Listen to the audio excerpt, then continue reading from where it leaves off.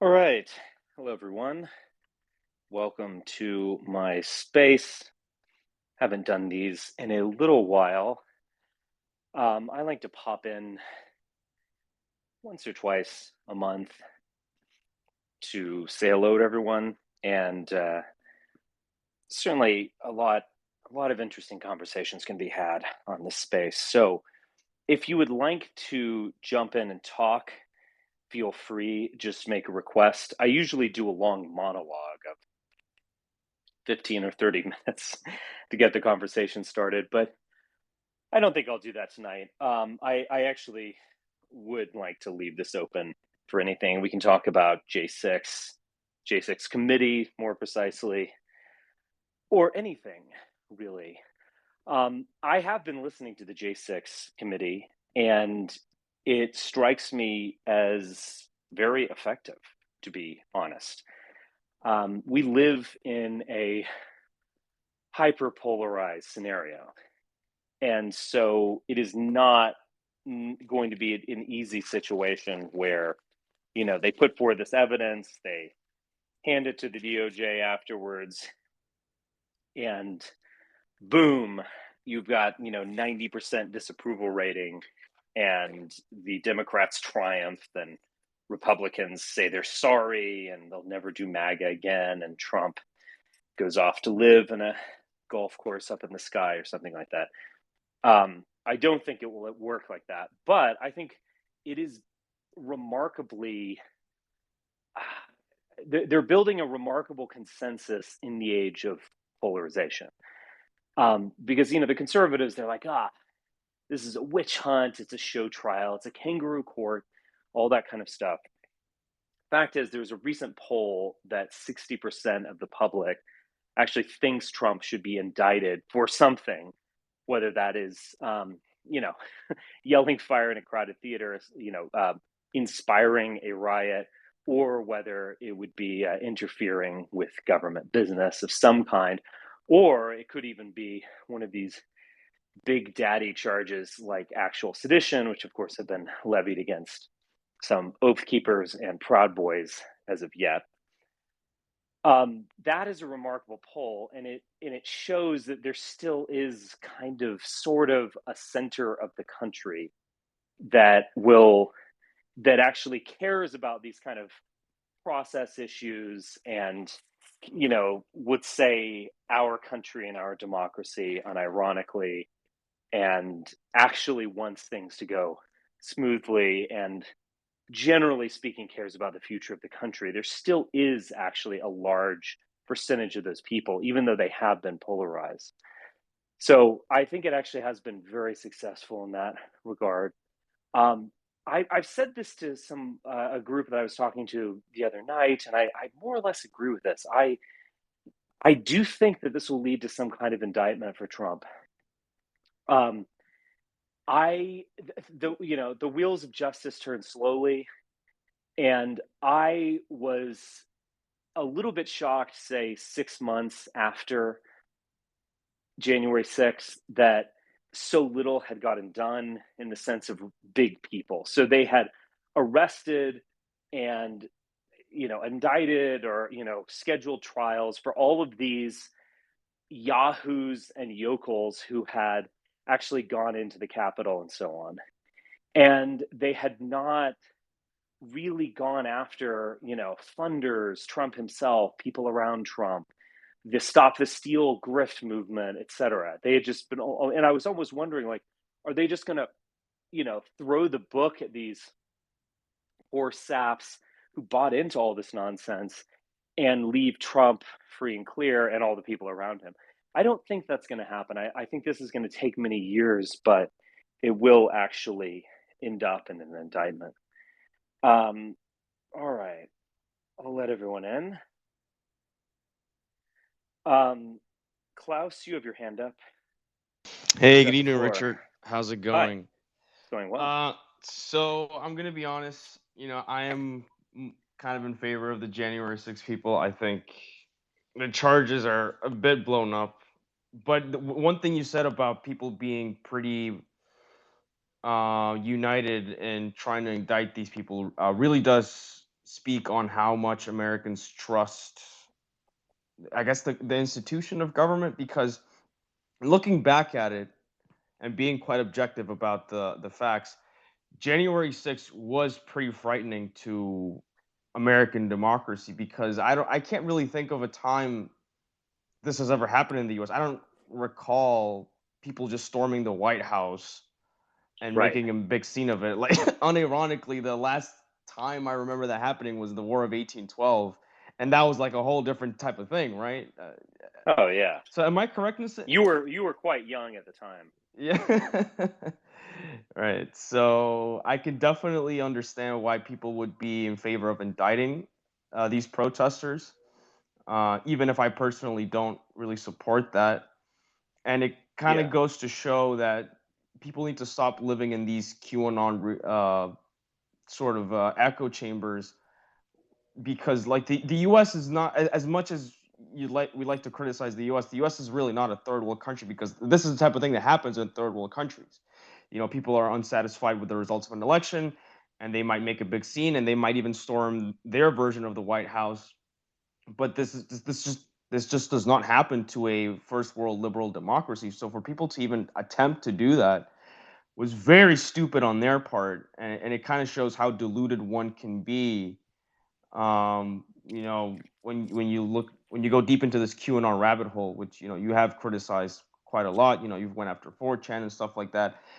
As Yeah. to whether actual charges can be placed on Trump, not a legal expert, of course, but I don't know. I don't think he'll be able to.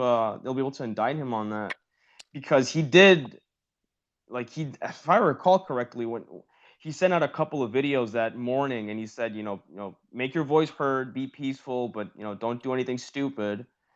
And so I don't know if, from what he said, he'd be Did like, he say that, or you're just paraphrasing, I presume? But did he say that? Because, I mean, look, if this were an actual trial, which it's not, it has all the trappings of a trial, and the committee is clearly prosecuting Trump. You know, and they're even. I mean, this is one thing I could mention. This is my other kind of take on the trial, is that they're prosecuting Trump, and they're also bending over backwards to rehabilitate Republicans. This is the kind of like irony of all these like Fox News, idiots like Tucker Carlson being like it's a show trial or whatever. They are the committee is doing their darndest to rehabilitate Mike Pence and like even Bill Barr, people they hate basically, or you would think that they would hate. They are trying to be like, oh, Mike Pence showed such heroism on that day, blah blah blah. But in terms of like in an actual trial, obviously Trump would have his side of things as a defendant, and he'd be able to make his case, and he would say something. And I'm sure there are some exculpatory tweets out there, but like the the things that are just so bad is, Wiley's at the event. I will walk with you hand in hand down Pennsylvania Avenue, and we are going to, basically make hell and encourage our people to decertify the election. I mean, I don't know, like, what is that other than let's go to the Capitol? And one of the things that I had never heard before until this trial came up, and there was actually a New York Times like piece on the Proud Boys also mentioned this. So the Proud Boys started marching towards the Capitol before Trump had finished his speech, which strikes me as rather odd. Aren't these like fans? Like, where are you going? What are you doing? So they seem to. I mean, I know the coup was buffoonish as hell, but there seemed to be some kind of like method to the madness. There seemed to be some logic there and some kind of planning. So I don't know. I mean, whether Trump will get off, that's a whole other question. But whether Garland will go through with it and actually indict him, I mean, I don't know. I wouldn't have said that a while ago, but I'm just seeing this and I'm seeing like polls like that. Because remember, Garland, the guy, attorney general, he was nominated for the Supreme Court, etc. But, he's a politician.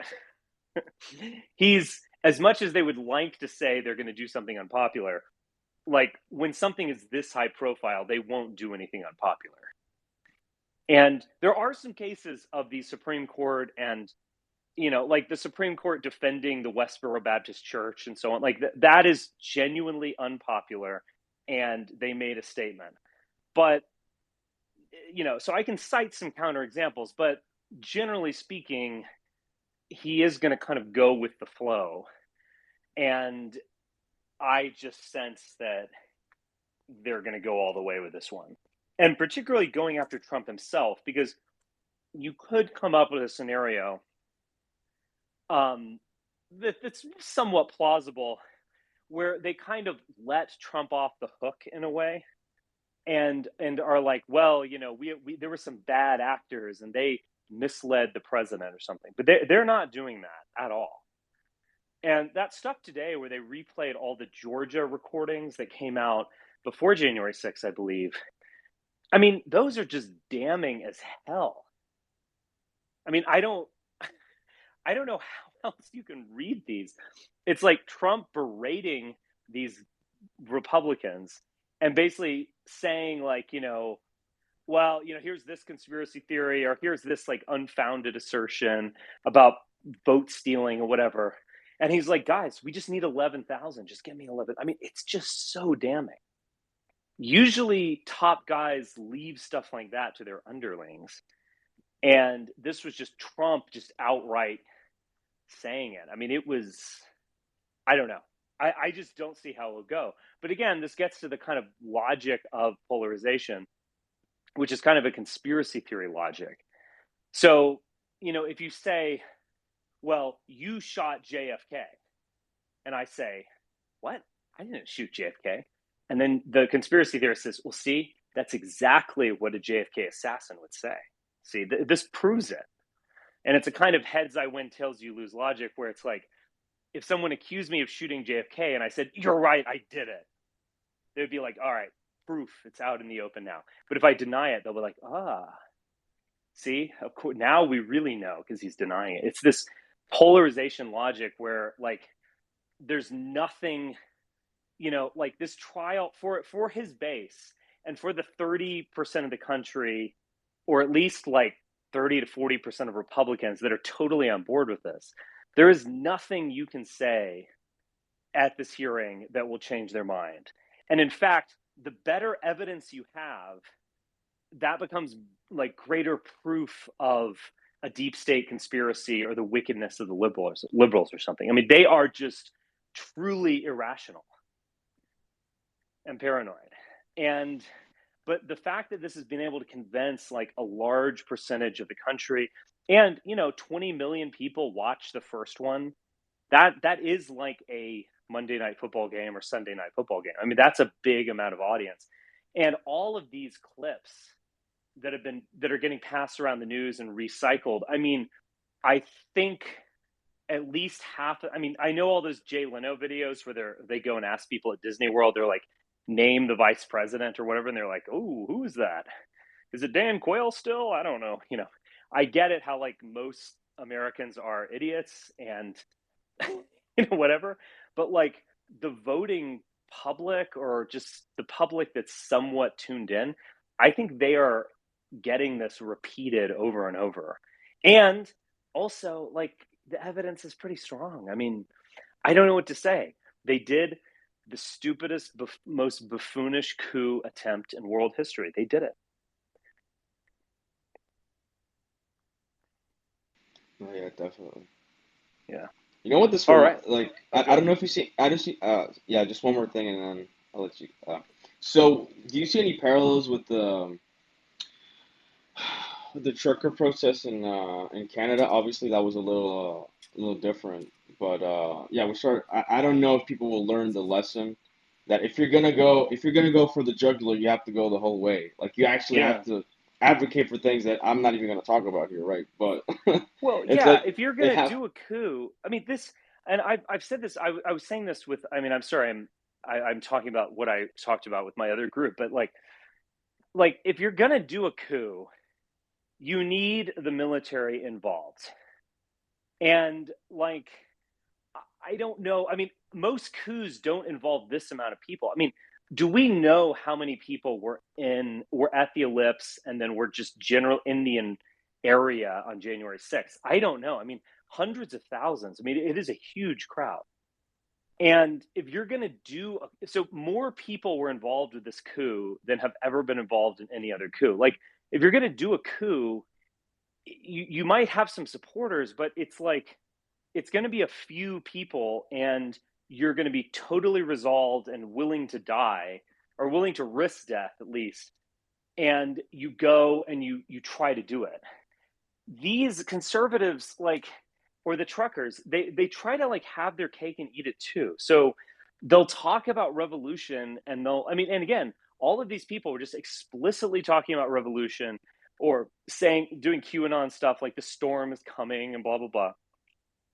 And they go to the Capitol, and then when they get like pushed back or attacked or arrested, or like the state cracks back on them, they're just like, whoa, hold on now, aren't we all Americans here? And it's like they don't recognize how the degree to which they've escalated matters, and they're not really willing to see it through. And so that's why I just find them pathetic. And I am not on their side. I mean, I feel sorry for the randos who have been arrested, because they were You're a fucking genuinely faggot. Okay, thanks. Who was that? Stoned? Okay. It was the stone guy. Bye-bye. Wow. I love these guys who just really contribute so much to discourse. Like, I do have genuine sympathy for those people because they were duped. But like, in terms of all of these conservatives or Trump themselves, I don't, it's hard to describe my emotions. I mean, it's a kind of mixture of contempt and maybe schadenfreude or something, but it's like, listen, you guys, like, whether I support it or not, I would have a little bit of respect if you tried like a good old fashioned coup d'etat, and you went in with the military and you seized power, you declared a new order, you have your own media. They did have their own media, but you have your own media that broadcasts out. You start dealing with other nations. Like, you accept the fact that you're engaging in treason and you're usurping the government, and you have a kind of vision for why this makes sense.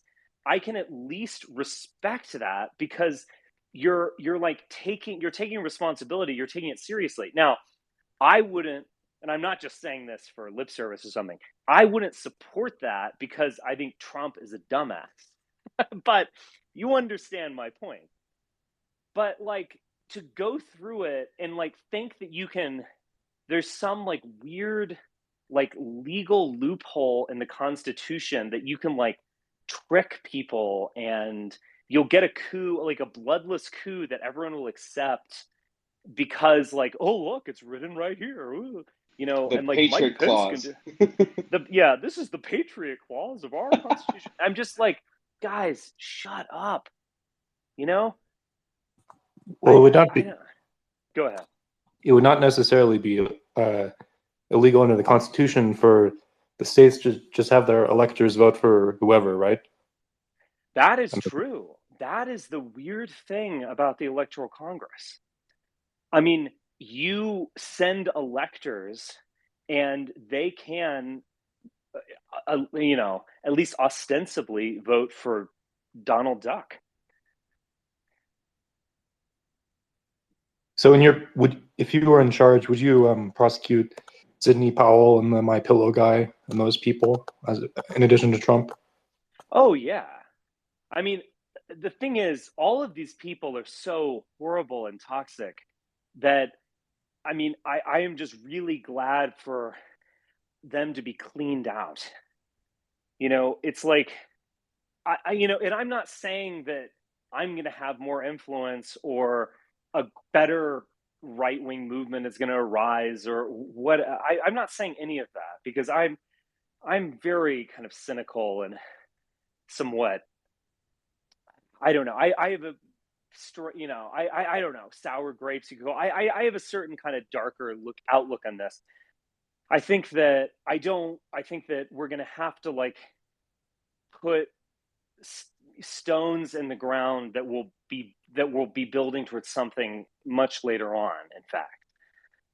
But like nothing is possible if the right wing is dominated by Sidney Powell, Mike Lindell, who's that guy from Georgia, that lawyer, Roger Stone, Jack Posobiec. Like these people are so awful. And the notion that they're like close to me or something, like, they're just a few inches away from you. You guys are moving in the right direction. No, they're not. Like, I don't know what to say. Like like purging these types of people would be one of the best things ever to be done. In fact, if I were a leftist, or if I were simply like a deep state oligarch or something managing the system, I would like pump up the Mike Lindell types or Marjorie Taylor Greens because they're so dumb. There's just no possible way. Like, I don't think they can see 10 feet ahead, not to mention, look out over the horizon or something. I mean, nothing can happen when you have these people who are, I mean, and I say this in all seriousness, I think genuinely retarded. There's something wrong with them. And they're not a normal person that you could rationally talk to. And the fact that through populism and through being able to say certain things, appeal to morons, let's just be honest, the American public, and to kind of like have a kind of gut instinct to jump on certain waves, like you can really excel through populism, because populism is an emotional type of movement on some level, and it can kind of turn on you. It's a wave, and it moves in different directions and doesn't really have an ideology, and I don't think can ever really govern or do anything. It's precisely because it's so like, what's the right word, spasmodic, or it's constantly like reacting and getting yourself emotional, getting yourself mad as hell. And so it can't really produce anything from that. I mean, we've all been in situations where we're really mad at, you're really mad at your mom or something like that, or your girlfriend, or your former best friend or something. You're just so angry at them and you can't think straight, you know? Like you can't get anything done. You certainly can't you don't have any vision for the future. And it's just, I think populism is like that. It's just so profoundly emotional and just so stupid that it's never going to accomplish anything. So I think it's like, for hygienic reasons alone, I think it's good that they'll like put Mike Lindell in jail, or Marjorie Taylor Greene gets impeached, or just something like that. I just think it would just be a general hygiene for the country. And believe it or not, I am one of these people who, actually cares about the country. I mean, I do live here. I want this to be a sane, good place. And, there's the level of toxicity of the right is just so off-putting, and it's just so depressing that that's what triumphs on the right. Over and over and over again, that is what triumphs. Lauren Boebert triumphs. Marjorie Taylor Greene triumphs. Vince Flynn triumphs, or not Vince, that isn't, whatever is Flynn, general guy. JD Vance? Michael Flynn. Michael Flynn. JD Vance, I'm glad whoever brought that up. JD Vance is a curious case, because JD Vance, who is the real JD Vance? I think the real JD Vance is a thoughtful, though somewhat goofy evangelical Christian. And he is smart. I don't think he's brilliant or something. He seems to have gotten connected with like Silicon Valley venture capital through I don't know what, through connections and so on. No one's ever demonstrated to me that he's like the actual minds behind the investing or does technical analysis or something. He seems to just he's kind of I don't know, he's the cat that gets thrown off the house and he somehow like lands on his feet and is just fine. He's very lucky. I think he is thoughtful. I certainly don't think he's stupid, but he was sitting at like 10% of the Republican vote before the Trump endorsement. And if you go back to 2016, I mean, he's really the reverse of say me, where in 2016 I was just like, oh, hail Trump, yeah, this is awesome, amazing, we're changing the world, blah blah blah. I was naive, but I became wiser, hopefully. JD Vance, when that opportunity presented him to him, it went against his instincts. His instincts were like, oh no, we're thoughtful Christian nationalists, who base our movement on love and not antagonism. Well, that's his gut instinct, and he could never achieve what he achieved, which is winning the Republican nomination, without appealing to this populism. And so he now sounds like Trump of 2016. Everything that he hated, he sounds like. And so there is a kind of fakeness to him. And, I don't know who he is. But again, it's like that those aren't his real instincts, clearly. And I mean, maybe to his credit to some extent. But he knows he has to appeal to those things. And, Peter Thiel has done this. What are the real instincts of Blake Masters? Blake Masters seems like a techno-libertarian capitalist type. Those seem to be his instincts. People have uncovered like blog posts from when he was in his 20s, and he's just like open borders, techno-utopia, whatever. But Thiel likes these guys and he trusts them, and he's basically telling them, you have to appeal to this. You have to say, build the wall, walk on camera with a gun, do the kind of race baity type stuff. Like it's a remarkable thing. But I think it also is kind of revealing about them. What does Peter Thiel want? Throwing tens of millions of dollars at these two. What does he hope to get out of this? I don't know. A while ago, there was a news article that said that Peter Thiel had met in secret or something with some people who worked for American Renaissance. And yeah, I know something about this.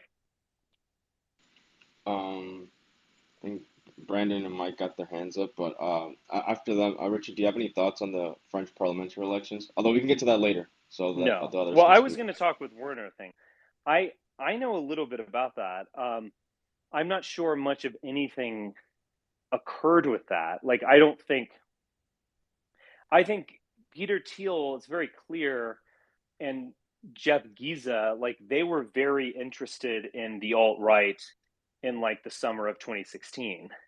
I think purely as an electoral vehicle. But I mean, meeting with someone, I mean, I heard about these things. You might be surprised who else he met with. But I don't see any evidence that it went anywhere. I think he might have been interested in the alt-right much in the way that like Bannon was fascinated with the alt-right and wanted the comment section and Breitbart to be, really powerful and robust, and was saying like Breitbart's the platform for the alt-right. He meant the comment section. Peter Thiel also has significant ties to Elon Musk. I mean, they're part of the PayPal mafia, right? And they're both. Elon Musk was born in South Africa, and then Peter Thiel was born in Germany, but he grew up in Namibia, which was ruled by South Africa, or occupied by South Africa until 1990.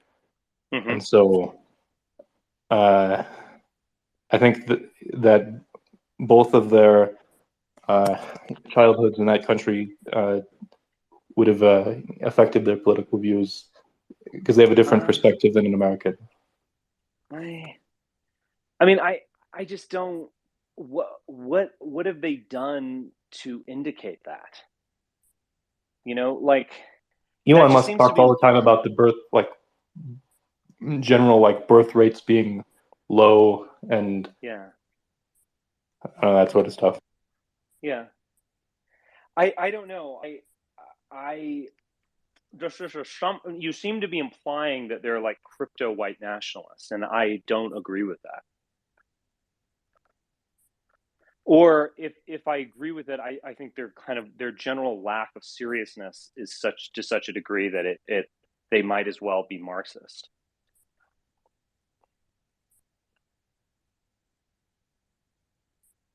I mean, I don't think white nationalism is being advanced by promoting Glenn Greenwald.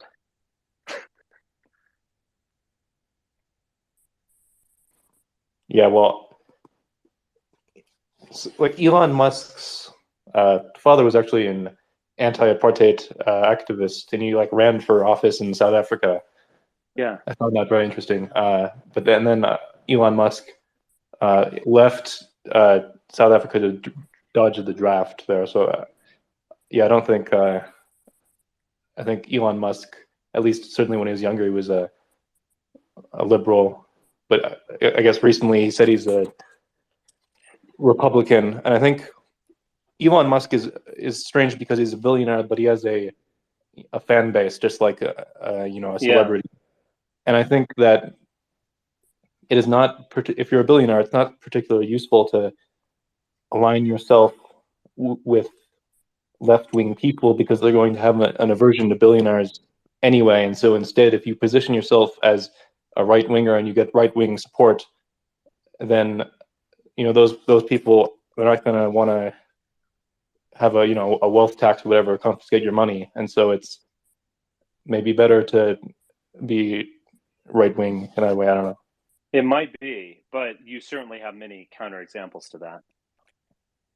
Pretty obvious ones. Like what? I don't know.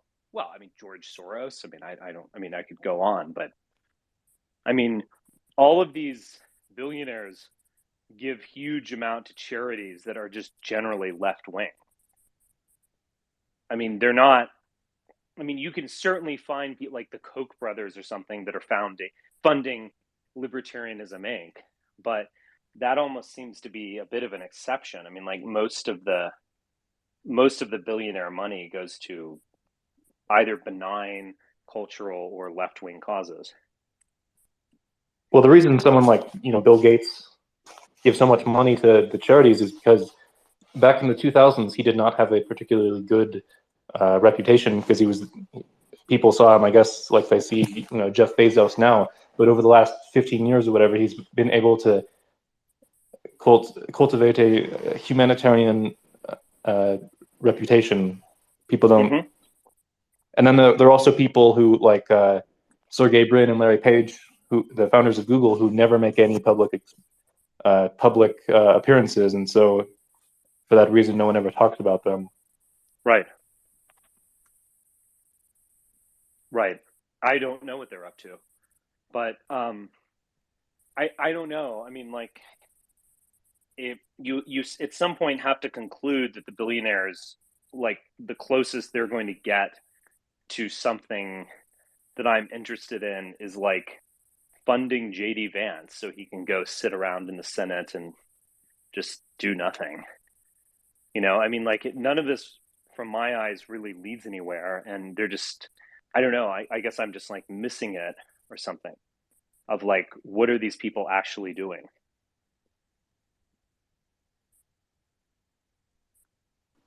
Well, Thiel was they got Thiel involved with the immigration movement to some extent. I mean, he also funded the guy in Kansas who lost back-to-back.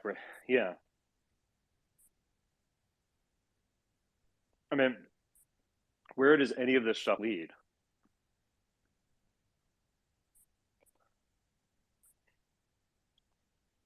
we know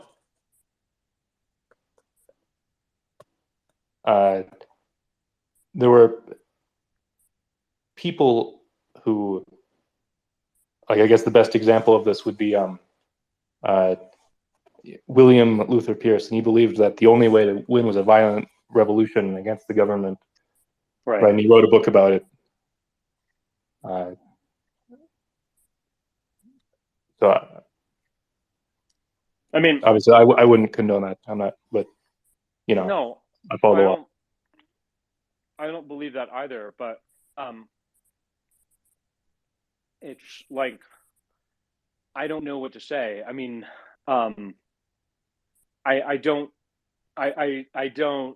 know what path should be taken. I mean, I think it's very tricky because the kind of funding that flows into just really retarded stuff is just depressing. And like, it just keeps going there. And you can say, oh, he's sour grapes, he's offended, but I'm right. Like, none of that stuff leads anywhere. And I think it's funded under the knowledge to some degree that it won't lead anywhere. And so, like, there needs to be someone with some sort of vision for the world, or it's just going to be this nonsense, like reactionaryism, over and over again. I think one thing that's very interesting is that I think a lot of people had the expectation that as the demographics of the United States change, that it would become more left-wing, but there are many countries in Latin America that are, mostly mestizo, that have had right-wing dictators, and so that's no question. I totally agree. I think all of that stuff, like, the Great Replacement, as it is articulated by like Tucker Carlson or VDare and Coulter or something, I do think that is wrong.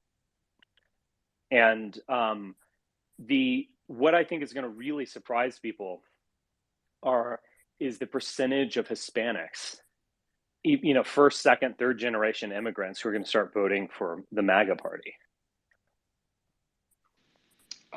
Richard, if you don't mind me adding to that, because I am Hispanic. What the Sure. what the Democrats are banking on is trying to, from what I've noticed, they're trying to indoctrinate the Hispanic youth. You see this whole Latinx stuff, trying to get them into the fold. So these third generation Hispanics, they're really hoping that they would become the next Democrat voting bloc.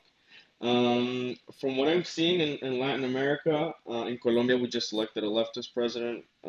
Pretty bad economic policy. So I'm just saying the border crisis might get a little worse, worse than it already is. Oh, okay. And so, yeah. So you're ready for that. So you think Colombia? I heard that this left-wing president was elected in Colombia, but you think he's quite bad? Like, people are just going to start fleeing the country or something? In about 3 or 4 years, if his policies go through, if Congress opposes him, then we should be fine. Mm-hmm. But there's already talks of Colombians, going to Miami, going to Texas, and so this voting bloc is definitely going to vote hardline Republican, right? Because Republicans, especially Ron DeSantis, like, he even issued a statement saying, we're not really fond of this Petro presidency, and so we're going to monitor the situation and that type of thing. So definitely the recent immigrants, they're going to be definitely going to be hardline Republicans. Maybe some Hispanics in New York will still vote Democrat. That's just New York. California, that might change. But that's why the Democrats are banking so hard on third generation Hispanics, young Hispanics. And we'll see how that goes. I am pretty pessimistic in the short to midterm because they're going kind of hard on the whole Latinx thing and decolonize and, you're not really Hispanic if you're still honor your Spanish heritage, the conquistadors and stuff like that. This indigenous Hispanic, like, you have to be indigenous or black to really be a Hispanic. You can't be proud of your Spanish heritage. And they're going hard on that. And they're trying, and the thing is that they're trying to place us in the same block as Black Americans. The brown and black. Well, it just coalition doesn't work. I mean, I could look. I don't know what the hell is going on with the Latinx or Latinx, as Elizabeth Warren once said, but it does.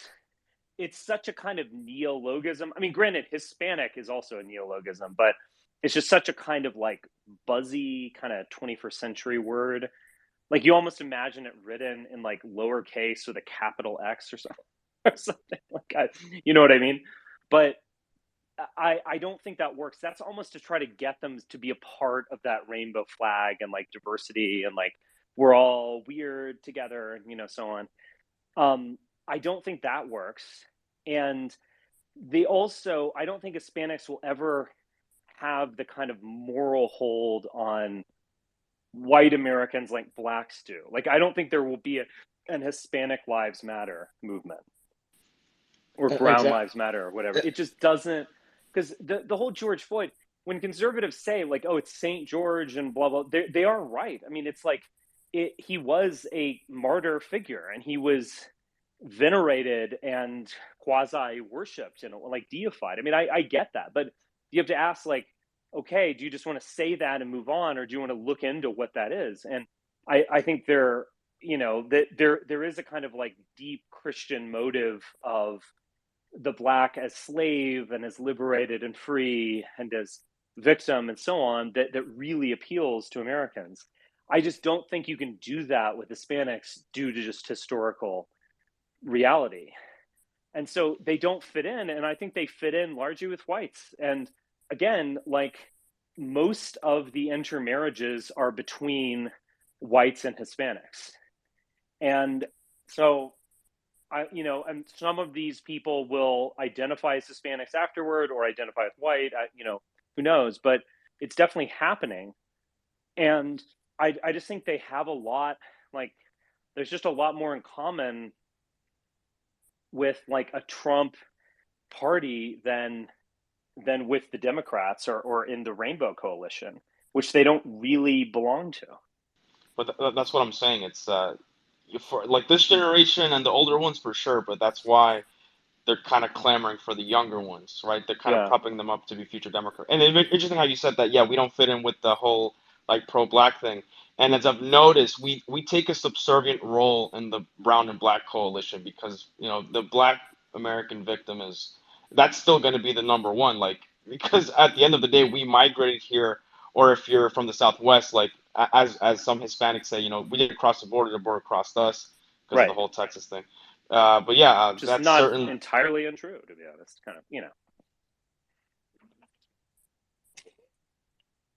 of, okay. I'll do Pat and then Brendan. So, Pat, would you like to speak? The Latinx question. I want to say that as someone who lives in a majority Latinx region, I will say that they're trending probably even harder right than even the. I mean, these are people who a large part of rural reaction into the Republican Party is really race-based. It's really about them being white, and they feel like they're threatened by being white. These new Latinx Republican contingent, they're not like that. They're not coming into the Republican Party because they're secret racists and they're too afraid to say that openly. They're really coming in because they legitimately like the they legitimately like the individualism, the let the poor suffer. They legitimately like the rabid like individualist capitalism that the Republican Party offers, and that only went down the throats of the South and now the Midwest, because tied to it was like a corollary that well, this is actually eugenic because it can hurt the blacks far more than you, so you're getting one up on the blacks. Latinos who vote this way do not feel that way. And I will say that their entrance to the Republican Party will actually almost deracialize the Republican Party. What was I going to say? I think the dog whistles will actually go down because of this. And I do think that certain policies, such misogynistic and anti-social democrat policies like privatizing Social Security or now with the abortion thing, will become more on the front lines now because of that Latinx pushing it towards it. So that's fascinating. I think it's probably one of the. I mean, you can see that on the dissident riot. Yes, you see that like they don't talk about race as hardly, or even the Jews, as much as they talk about white women. And when they do talk about race, it's always like a very reactionary. It's always talking about how horrible the blacks are. I mean, I remember when I was a kid, and I would go on to Amren. I want to learn about myself. I want to learn about white people. I don't see them often. I live in a majority non-white area. It's all about blacks. I would get like angry at this. Like, this is me. Like, I don't care about the fucking blacks committing 50 or 60% of the crimes in this country. It's just a reactionary identity. It's like their entire existence is justified about the 13%. And with new Latinx kind of coming into that. Amren was at its best. Amren was at its best in the 90s and early 2000s, where it was kind of like a repository of, like anthropology, basically. And I think that was actually interesting. But as it just becomes like a racist version of the GOP, I mean, it's just, I find it unbearable. I don't know. I haven't looked there in years. But whenever I see anything, it always I mean, they're just posting the same 3 articles since like 1990. But yeah, I will say that I think that like Amren, the DR, and all of them, they're kind of on a collision course with the Republican Party and vice versa. They're driving right into each other, and you're seeing the Republican Party radicalize in a non-racial way around Lockean principles, whatever the fuck it is. They're not radicalizing around white they're identity. radicalizing around gays. I think, Joe, are remarkable. Like I feel like we've kind of gone backward in time, like 10 or 15 years, actually. And it's all of these things have different causes, but they're all kind of coming together. Like the leaked Roe v. Wade decision, which I don't know, is this thing coming out tomorrow or this week or who knows? We don't know. But the leaked Roe v. Wade decision was something that could have been written in 2005 or 1995 or 1985 or 1975. It's just this old style thing. And then you have like the obsession with groomers and this like obsession with, we want to watch, TikTok highlights all day about how crazy these like, blue-haired fat leftists are. And it's kind of like, it is kind of going after not just the transsexuals or not just grooming, quote unquote, but going after homosexuals, which I thought was an issue that had kind of passed, but I think it won't. And that's what's animating them. I mean, when is the last time you heard someone talk about the wall or something? You will hear some about like, oh, the border is crazy in Texas or whatever. You'll hear that, but that's like an afterthought. That's a tertiary thing. What you hear about is basically like grooming in schools, which is, extremely overdone by them. And kind of even like the gay stuff, it's very interesting. And then the abortion things come back. So they're kind of going back to their old favorites. Oh, 100%. And you're seeing that now in that special election in the Rio Grande Valley, where some like Mexican immigrant won as a Republican won in the first time ever in this area. And they're really doing Myra they're really drilling into this and try to get the Latinx on their side. And I will say that if Latinx like just blind racial mongralism combines with white American culture death, I mean, this continent will become the dark continent.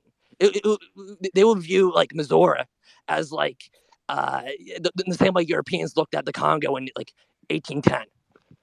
And we have to do everything we can to avoid that. That bad. I mean, I see what you're saying. Oh, no, it will get that bad.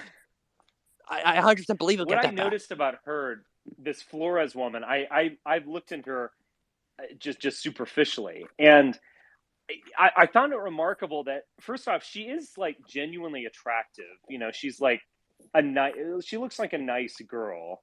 But she says, like, I can't find her saying anything of substance. And I'm not just saying that to sound like a snob or something.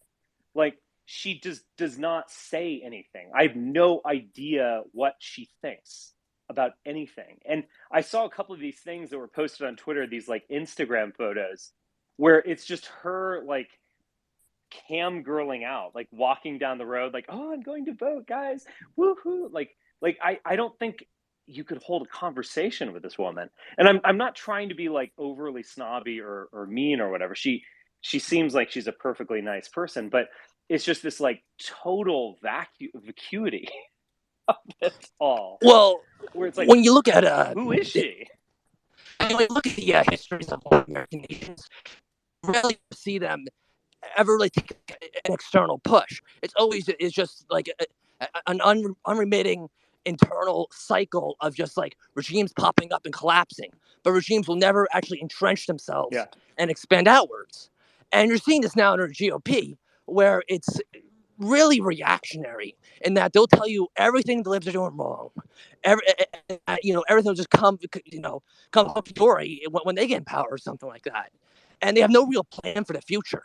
I mean, you look back at the Democrats in like the 1960s, there was a significant plan for the future. Same thing with Republicans. There was an actual platform. There's no platform no more. Like, and we're just becoming, There's literally no platform. I mean, in the GOP of 2020 had no platform. This sounds almost like a joke said by a liberal or something. It's absolutely true. The GOP supported the American First agenda of Donald Trump. Richard, with Myra, she's really just like another basic conservative, God, guns, the border, especially the border thing, jobs. So it's kind of paint by numbers thing. Because as you said, like, what is the right wing in America? Like, what is the platform? Like, we know what the left wants for sure. Like, they're pretty they know what they want, but like people on the right, especially with these Hispanic conservatives, they just want to be left alone. All this trans stuff, keep it away. My guns, my low taxes. I mean, because that's what a lot of Hispanics came here to the U.S. for. Like we escaped our horrible economies just so you don't tax the hell out of us and horrible currencies and stuff like that. So like that's kind of our thing, you know what I'm saying? Well, America is the only country in the Western world right now where cancer patients go bankrupt. There's people starving in the streets. You see in San Francisco and New York City, and the Latinx come here and they support this horrible, horrible social system that justifies this. I mean, white Americans now are the third most incarcerated ethnicity in the world, just behind Hispanic Americans and Black Americans. And the white rate of incarceration actually in jails is now actually over 50%. First time since the 1950s, white people, white non-Hispanics, made up a majority in jails. And prisons are still lagging behind. And you're seeing an absolute social collapse in white America. And it's undoubtedly caused by, these horrible social policies. And they're only being thoroughly propelled and brought forward in fruition because of the Latinx contingent. I mean, you see in New York City or in Los Angeles or in Houston, you see what was once, thriving white working class neighborhoods become entirely Hispanic. And they will raise just the blacks for this, but it's undeniably true. I mean, there was one neighborhood in Chicago that was 96% white in 2000, and today it's about like 14% white and like 75% Hispanic. And I see this in real life. They like to raise just the blacks are doing this, but there's actually like neighborhoods in Chicago and New York that have been like 50-50 black-white for decades. But whenever you introduce this Hispanic element, it can rapidly consolidates and almost destroys any kind of like social or political life That's just because of the amount of immigration, because the Hispanic population has been increasing, but the Black population hasn't. Hold on, whoa. One at a time. I'd say it's more like replacing it, not destroying it. But I understand that you have uneasy feelings about that. I mean, I wouldn't like to be replaced in my own country. Let's be honest. So I mean, I live in what was once an Irish neighborhood in North Jersey. No, absolutely, they're coming in here and they're making life hell for the people who originally lived here. I mean, there was an apartment building that was bought up by this Venezuelan businessman, and when it was once all these Polish Americans living there, he evicted them all, threw them all out, and filled them up with Hispanics. They're absolutely doing that. It's not like just something that's capitalism, American contingent that is really forwarding these various communities. I'm actually not. I don't think that limiting immigration right now is really the right way to go. I do think that we need to make political alliances with blacks to try to really limit Latinx America. I mean, let's just put it this way. Blacks at least don't want to have cancer patients, going bankrupt. They don't want to have people starving in the streets. Latinx are rushing towards that. They are propelling it right in the front. I don't want to live in a misogynistic, capitalist hellhole. I don't. I want to live in social democracy. Yeah. And doing that with blacks, fine. But Hispanics are not operating. We need to really make a united racial front against them. Well, Pat, like if a Venezuelan hires other Venezuelans, that's called nepotism, and maybe you guys might want to get into that. It's kind of weird how white people are like the one group that just like it's not just because they're being forced by the media, but it's like you guys really feel uncomfortable with racial nepotism. I've noticed that. Everyone else, like we all of us do it, like what I'm saying, like Hispanics, Asians, Jews, but like you guys are the one group where even internally you guys feel uneasy about supporting your own. You guys might want to have to work on that. I would agree, but I think it's part of like. Go ahead. Finish your thought. Oh, I guess you got it. Yeah. One thing I saw this clip of Steve Bannon, and he was outside of his trial where he is, I guess, being held in criminal contempt of Congress for refusing to participate with the January 6th coalition or committee and being deposed, etc. But he was just talking about the election. He's like, we're going to win 100 seats. That would be a tremendous victory. And he said, Hispanics are going to go 70-30 for GOP. That seems aspirational, but perhaps possible, to be honest. And then he said 50% of black men are going to vote for Trump. So I think if there is some kind of political coalition, it is, there's always been the like white liberal African American coalition, but I think there might be a coalition brewing between like black men, Hispanic men, and rural whites to maintain Trump's America. Half of black men aren't going to vote for Trump in 2024. Well, I more or less agree, but it is interesting.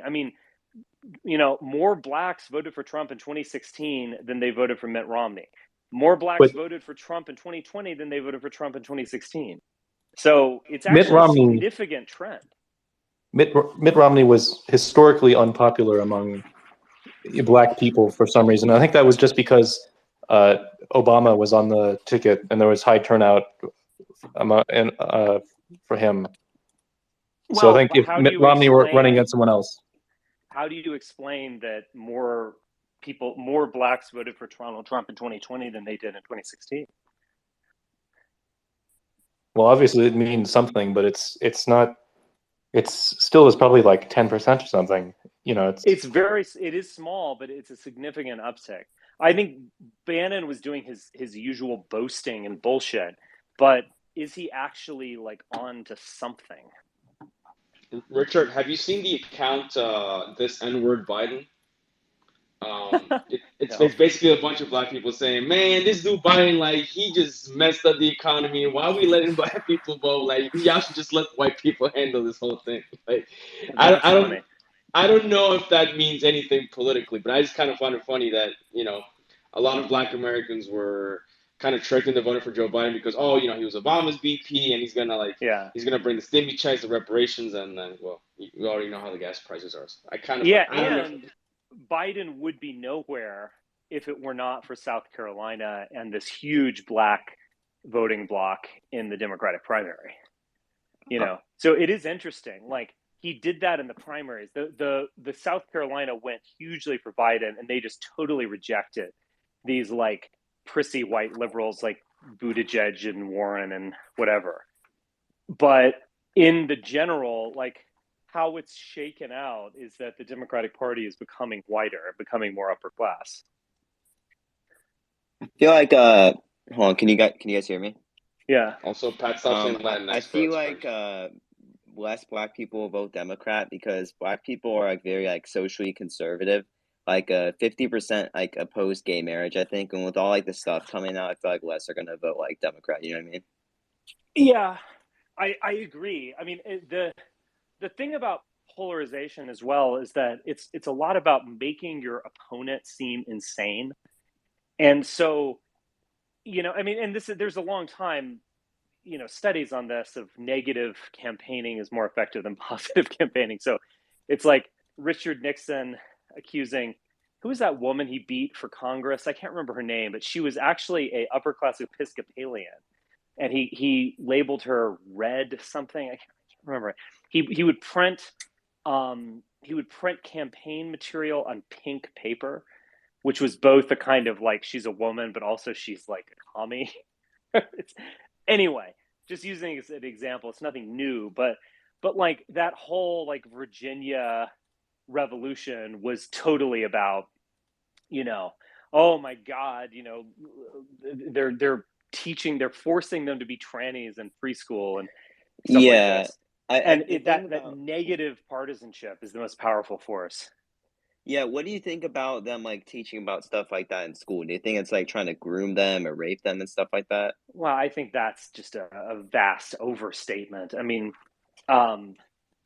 look, you can definitely, I mean, you can find a lot of like people who are, say, mentally ill and who are in the education field and are, crazy. Like they're not the people you want around your children. But I mean, I say this as a father of a child in public school. I mean, I don't know. I've never been concerned about any kind of lunacy going on. What would you do? What would you do what would you do basically if they taught your kids about like example like families with like two moms or two dads and stuff like that in like primary school? Well, I mean, again, when do you want them to teach them about this? I mean, me personally, like I feel young is fine just because a lot of parents like teach their kids that it's bad. I mean, as a kid, I was taught that it was bad. So I feel like it's better to start early. You know what I mean? Because kids do know what homosexuality is for the most part. They know what gay people are. They kind of figure it out on their own. It gets in their head a little bit. I think it is good to like talk to them just in a down to earth manner. Yeah, I don't think we should teach it. Oh, I agree. Like, if the horror show of Libs of TikTok were true, I would probably pull my children out of public school. Like, if it was just this nonstop insanity fest, but that's just so overstated. It's just ridiculous. Public school teachers they're probably mostly liberal, but they're normal people. I mean, they're not just a bunch of crazed antiphobs. Like, I just don't. This is just so crazy that the right has worked themselves up into a lather about this, and I think it gets to the fact that they have nothing. There's that's all I can do now. Yeah, there's no agenda. There's no identity. There's just like you're gonna rape toddlers or something. I mean, it's just insane, and it does have a QAnon flavor to it, a kind of echo of QAnon of satanic blood sucking pedophiles, like Satanic Panic, that type thing. Yeah, I can remember that in the 90s as well. Or was it the late 80s? And I remember when I was young, there was it was the 90s. Huge amount of news stories on Satanism. Yeah. like it's like well under 1% of the population, but if you judge them by like media exposure, you think that it's like larger than they do the same thing now, Catholicism or something.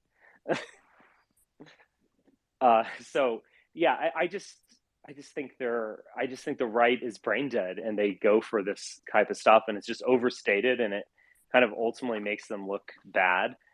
But it's probably a winning thing. But anyway, anyone else want to jump in? Yes. Question. Sure. So first I want to say Marie Antoinette did nothing wrong. I wish that peasants would understand that the myths told to them about revolutions aren't true. They don't overthrow governments. They'll just use like a tool to do so. Yes. I'm sure the French rich people were overthrowing other groups of rich people during the revolution. Yeah, I so haven't it was read a about kind it. of middle against a certain part of the top. Mm-hmm. It was And not then, a peasant revolt. You do see these occasionally. There are times when the peasants revolt during the Protestant Reformation as well. You see these things, but they're kind of spasmodic outburst of emotions. oh yeah, They don't have any lasting power.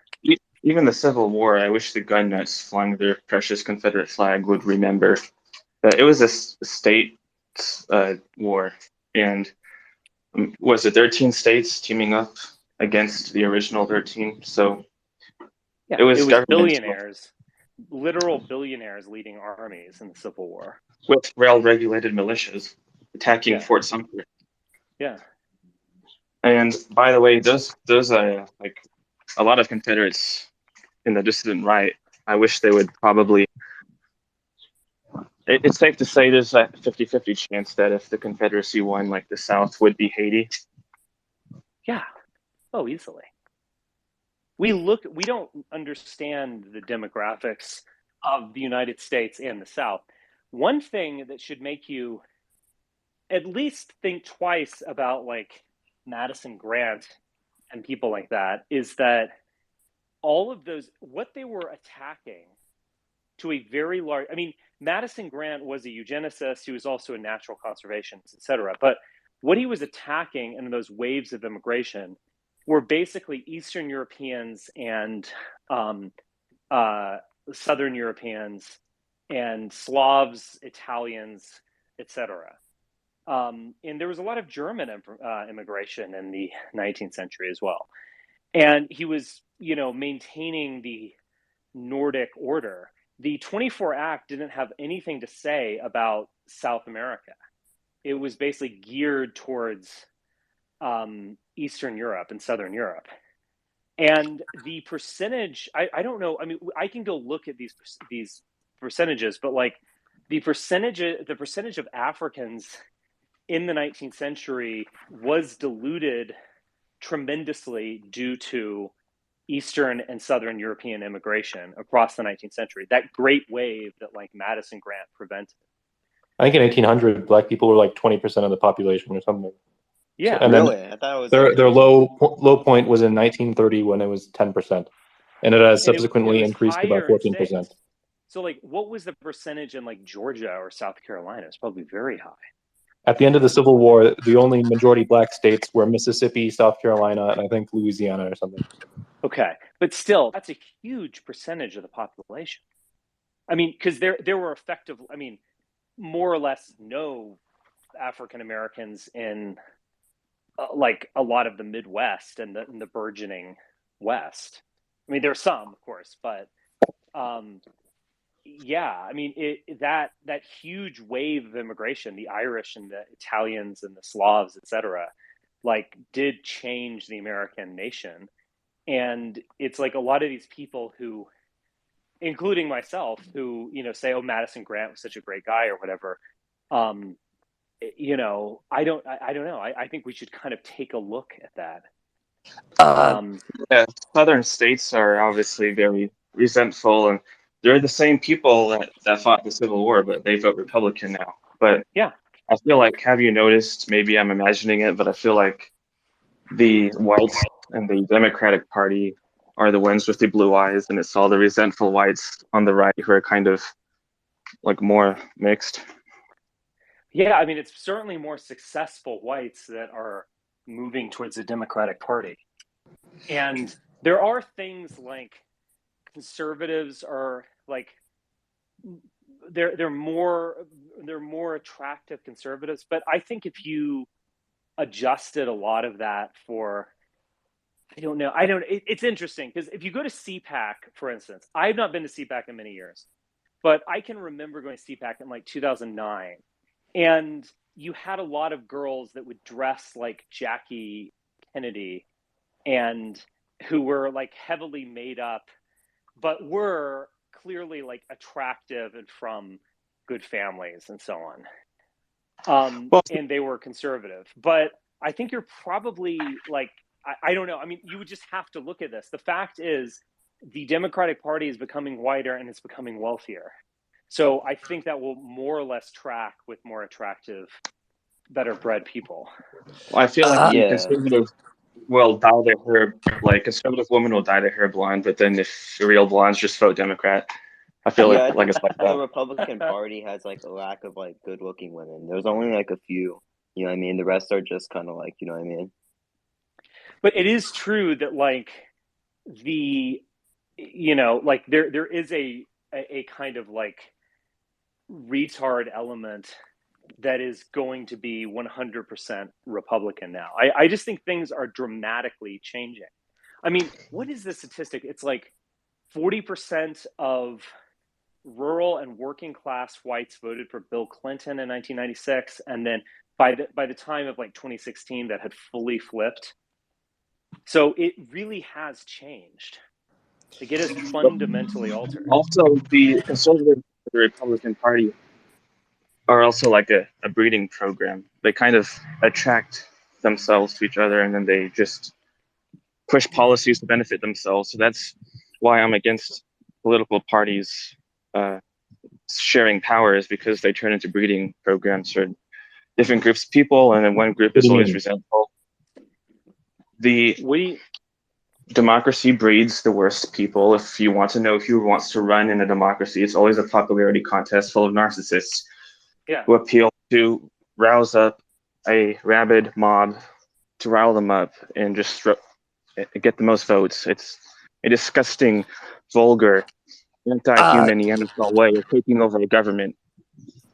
I actually disagree with that. I think this democracy is probably one of the best governments that ever been made. It kind of reminds me of like, should we have a democracy or not? It's kind of like when people argue, should we teach Latin in schools or not? It depends. You want to have a nice, educated, intelligent population who is capable of ruling themselves, or do you want to just be, you know, a bunch of Austro-Hungarian peasants obeying the you know, autocracy? I think democracy it can be a good in principle, but like we're well past that at this point. I agree that we need a temporary. I would probably need a temporary autocracy, but democracy is an ideal that we should hold up to. I believe in democracy. But also keep in mind that and I don't want to sound like a conservative, you know, founding fathers fetishist or something, but their vision was different. I mean, they were not populist and so on. I mean, senators were elected by the state legislatures, so they were kind of unknown people. They did not have to appeal to the public as a senator. No, I mean 100%. And even the electoral college is like a total, like old boys club type situation. Yeah. You know? What I mean by that is that democracy isn't ruled by the masses; it's ruled by an educated class. I mean, even today, it's not, you know, a bunch of rural retards running the show. We have the Democratic Party doing that. They represent their communities, and that's really the best part about democracy is that, you know, it's not that the people are ruling themselves, and it's not that there's a mass mob of people. It's that they have a almost like an outlet to like to almost give their grievances to, and I think that's really important in maintaining any kind of government. Otherwise, especially now in the age of mass communication, mass you know, the mass public, I do think that uprisings will happen, like we saw in J6. I do think that to a certain degree, it really was the failure of an elite not to do what was right for these people, even though they disagreed, even though that rural America 100% will always vote against its own economic interest. It will always viciously attack itself. Yeah. It was only a failure of the Democrats not to do what was good for their material conditions, regardless. Well, would you blame Trump as well? I mean, if you're going to blame the people right in power, it was Republicans. I agree with the general sentiment.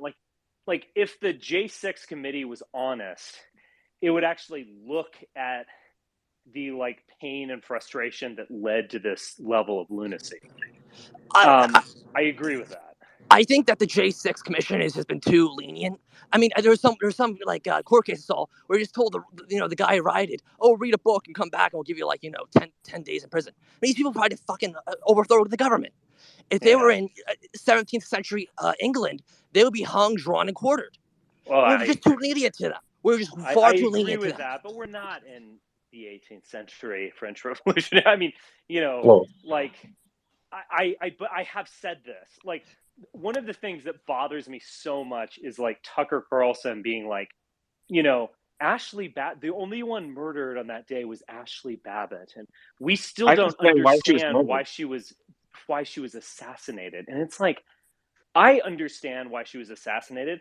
I cannot believe that they didn't just turn guns on J6 people. I mean, like, it is remarkable and maybe good. Maybe it shows restraint and civilization. Maybe it demonstrates other things about the public. But the fact is, like, in any other situation, maybe even in any other decade, there would have been like 100 people gunned down.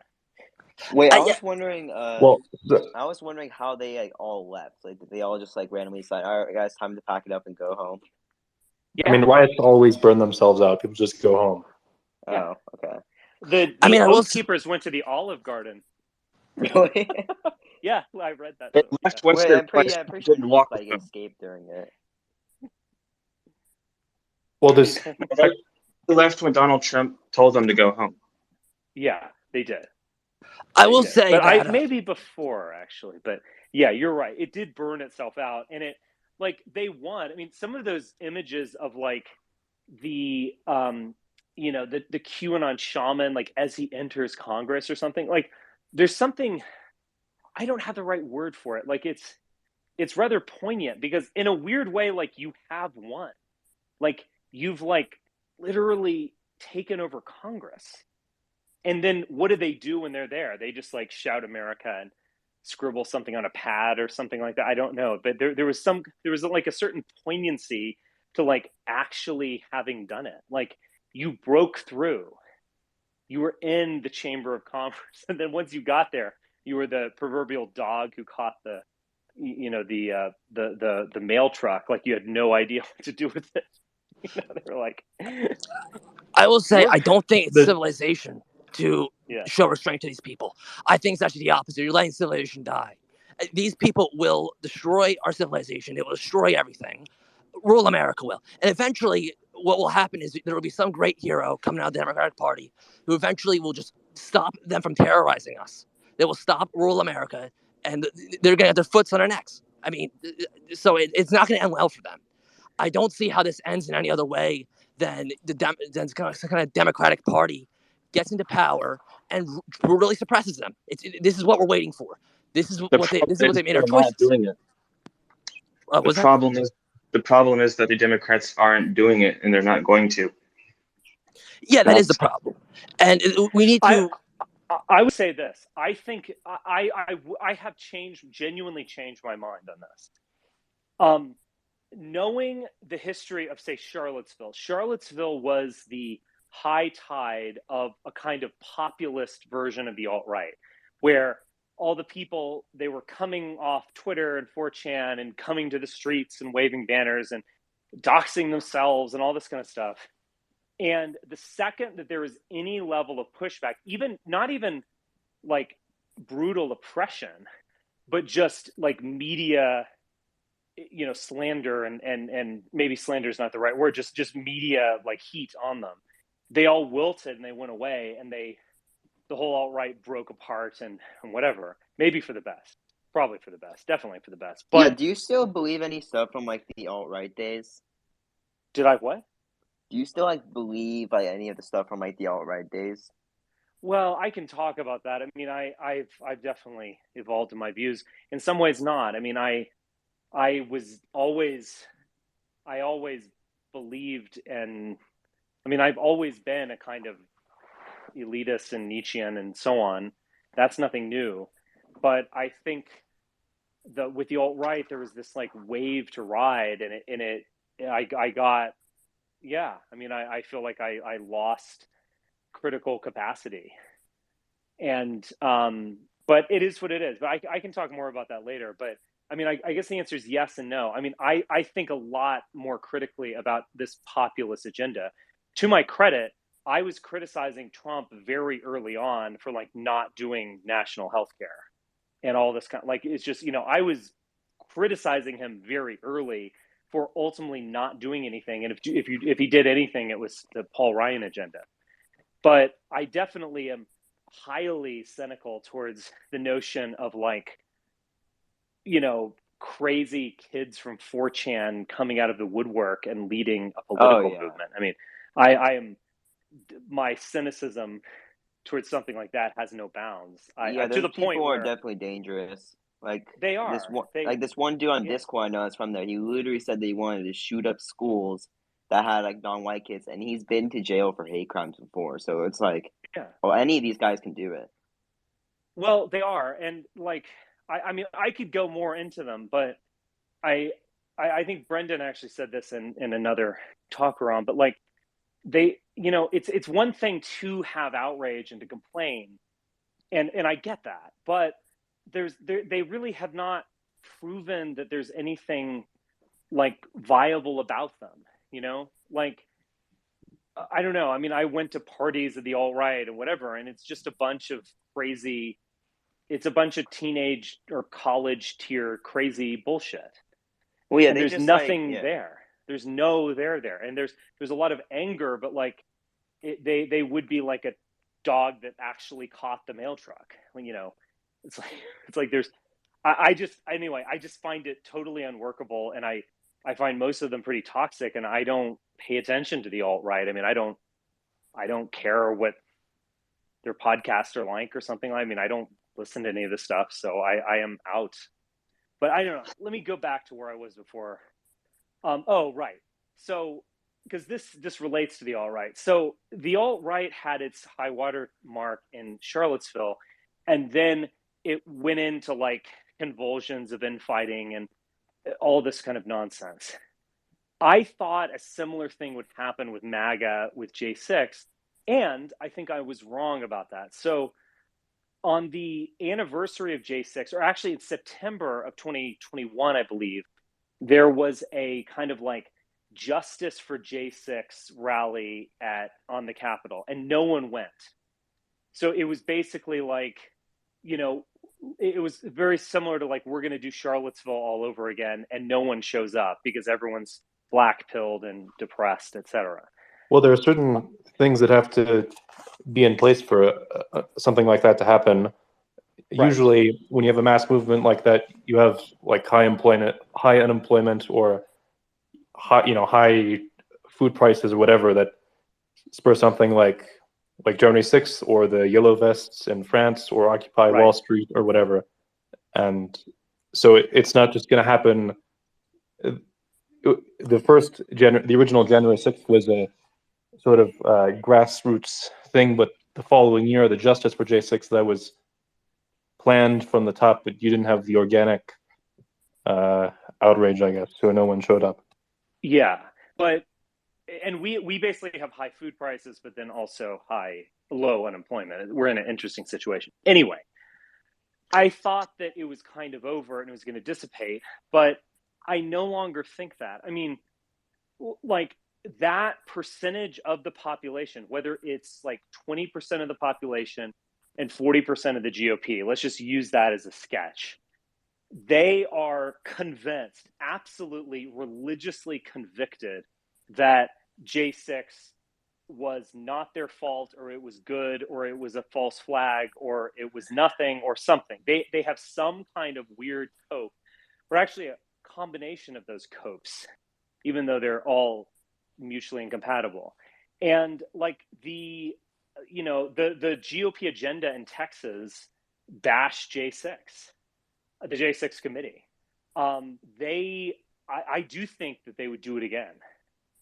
And I don't think they're all black-pilled now. I think they're kind of worse in a way. In a weird way, I think they're worse without Trump, even, as they move on from Trump.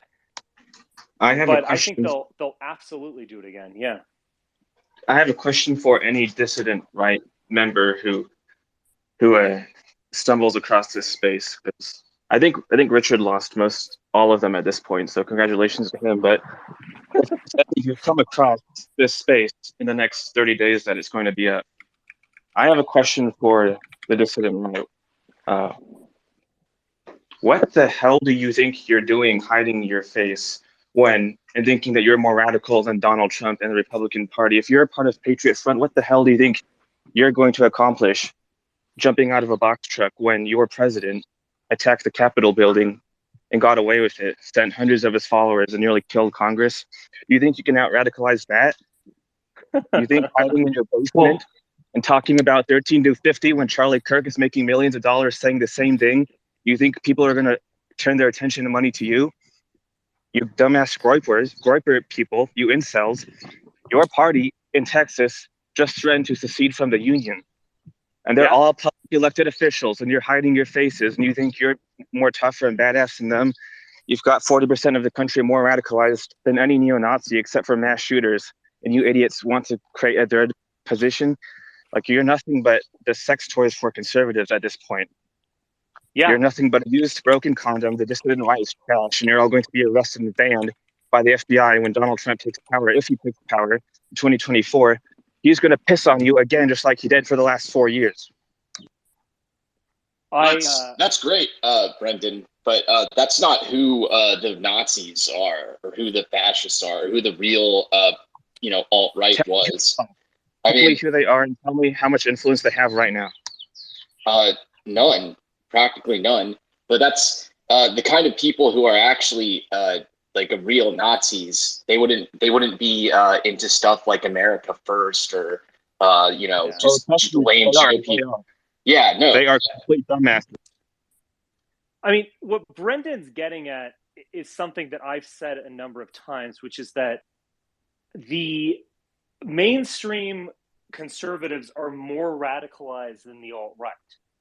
And what Brendan said, although he might have said it in bold, accusatory language, he is right in the sense that, like, so much of the optics campaign after 2017 was like, we need to appeal to good, old-fashioned, decent, middle-class Americans. And, like, we're going to show that we're, like, decent and reasonable. And, like, we just want a good country where you can wave the flag and not see drag queens everywhere. Like, I get that strategy. I mean, on some level, it has rationality, but, like, you are not more plausible at doing, and I'm speaking to the dissident right, you are not more plausible at doing that than the people who have multi-million-dollar funding, like Charlie Kirk or Ben Shapiro. You are much less plausible than they are. Secondly, like, the base that you come from to some extent and are trying to appeal to is now more radicalized than you. So, I mean, as Brendan was saying, like, this GOP convention in Texas, like, what should we make of this exactly? Maybe it's a lot of hot air or LARPing, okay. But, like, they are literally talking about seceding from the union. And not just, I remember Rick Perry said that one time at a Tea Party rally back in 2010. He was like, well, if the liberals in Congress keep this up, we might think about secession. That was just a bold, Well, this is all this is in writing. This is in writing in a major party platform. Yeah, well, like you cannot, like, in this weird way, like something like Patriot Front, they're hiding their face, but, like, people who aren't hiding their face are far more hardcore than they are. Maybe not on IQ charts and, like, does race exist, but on, like, where the rubber really hits the road. Because does race exist in IQ charts? That kind of stuff, I mean, it's merely academic on some level. I mean, I think it should be studied. I think it's a very interesting field of study. I've published a ton of books on it, but it is kind of merely academic. Where the rubber hits the road is, like, we're going to fucking secede. And, like, we will, like, think of that law in Louisiana. And I don't think I'm overstating here. If you get an abortion, you'll be arrested for murder. We'll kill you. What? Yeah. Okay. Yeah. Well, hold on. This is a red herring, because this is not politics. This is electioneering. Okay. These are people who are trying to, get votes and get support for one of the two parties in our government, the two major parties. That's not all politics is. So, and secession too. Who said anything about secession being a far right thing? That could be like some kind of leftoid identity politics, right? Like imagine these Texas secessionists are like, well, we Texans, we want our cute little hippie commune to be conservative on our own. It could be something cringe and leftoid like that. I kind of agree, but like how many drag queens are talking about seceding from the well, wait a minute. I don't know. It could be like we're gay friendly conservatives and we have a drag queen. Yeah, but they're not saying that. They're clearly not saying that.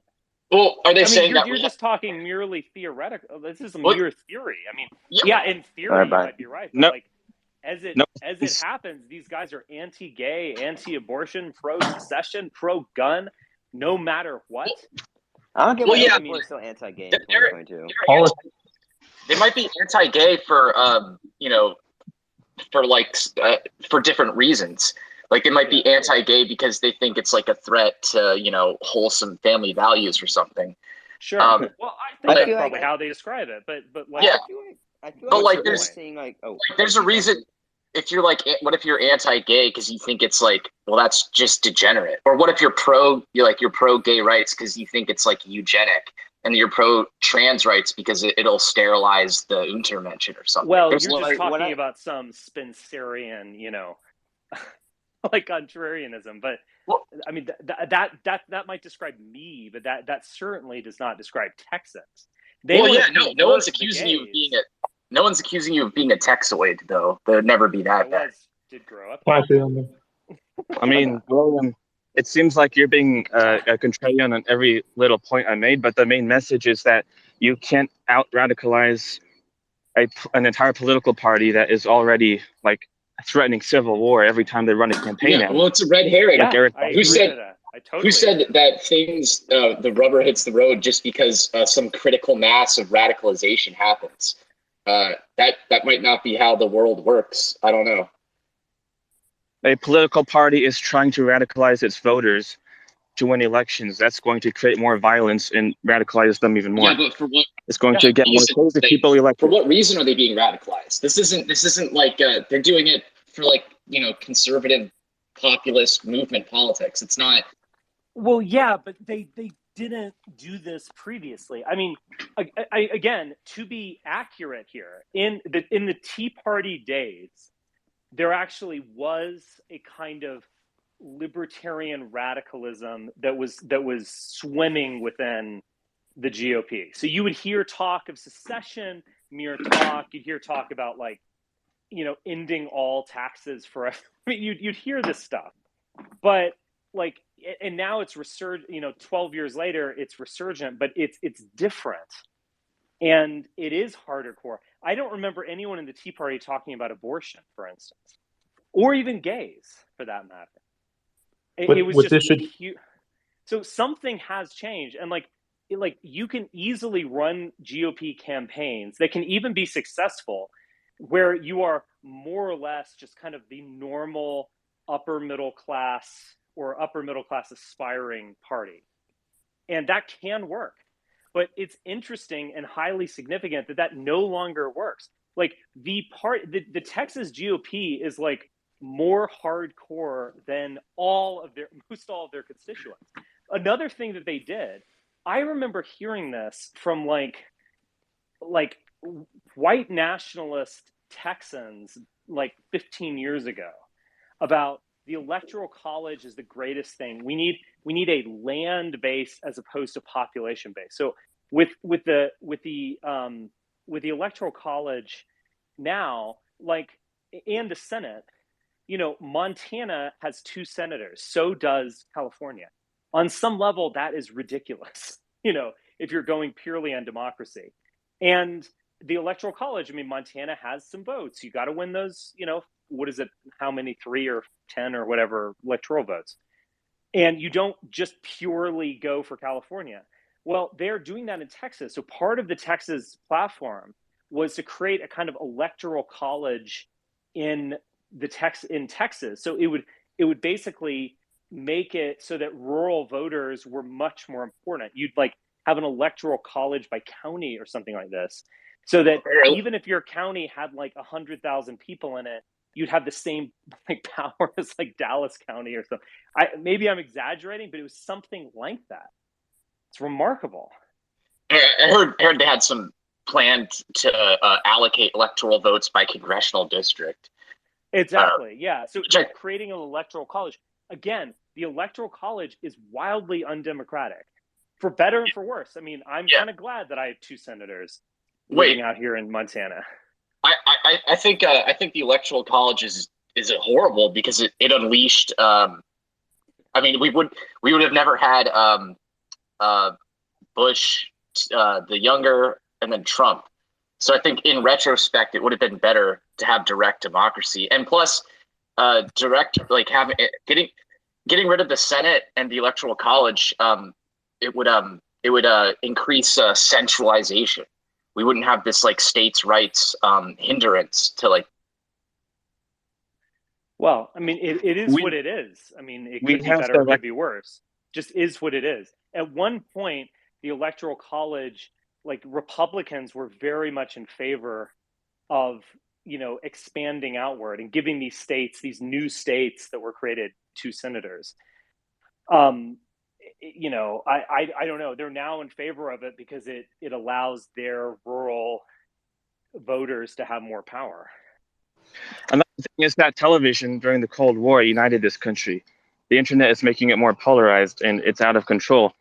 Yeah. So it's just going to make the 2 parties hate each other even more. Yeah.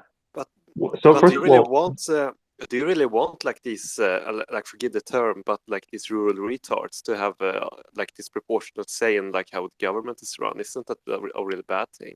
I mean, wouldn't you say that Al Gore, for instance, would be a... Yeah, go ahead. I'm not saying it's good or bad. It just is what it is. Like, it was, I don't know. I kind of benefit from it in some way, to the fact that I live in Montana and I have 2 senators. So I'll just admit that. But I can kind of see it. I mean, obviously, I did not like George W. Bush. I did not like Donald Trump, and they would not be here without an electoral college. So, I mean, it just is what it is. I do think that there will be more moves to get rid of it, because it is anti-democratic. It's land-based and not population-based. Hey, Richard, look, the Montana has, 500,000 people? No, it has a little over 1 million. Okay, 1 million. Okay, the smallest 23 states in the United States in population total around about 48 million. Black Americans about 48 million of the United States, 48 to 50 million. But the smallest 23 states has 46 senators, and Black Americans, their population is equal to the smallest 23 states, but they only have 2 U.S. senators. Yeah.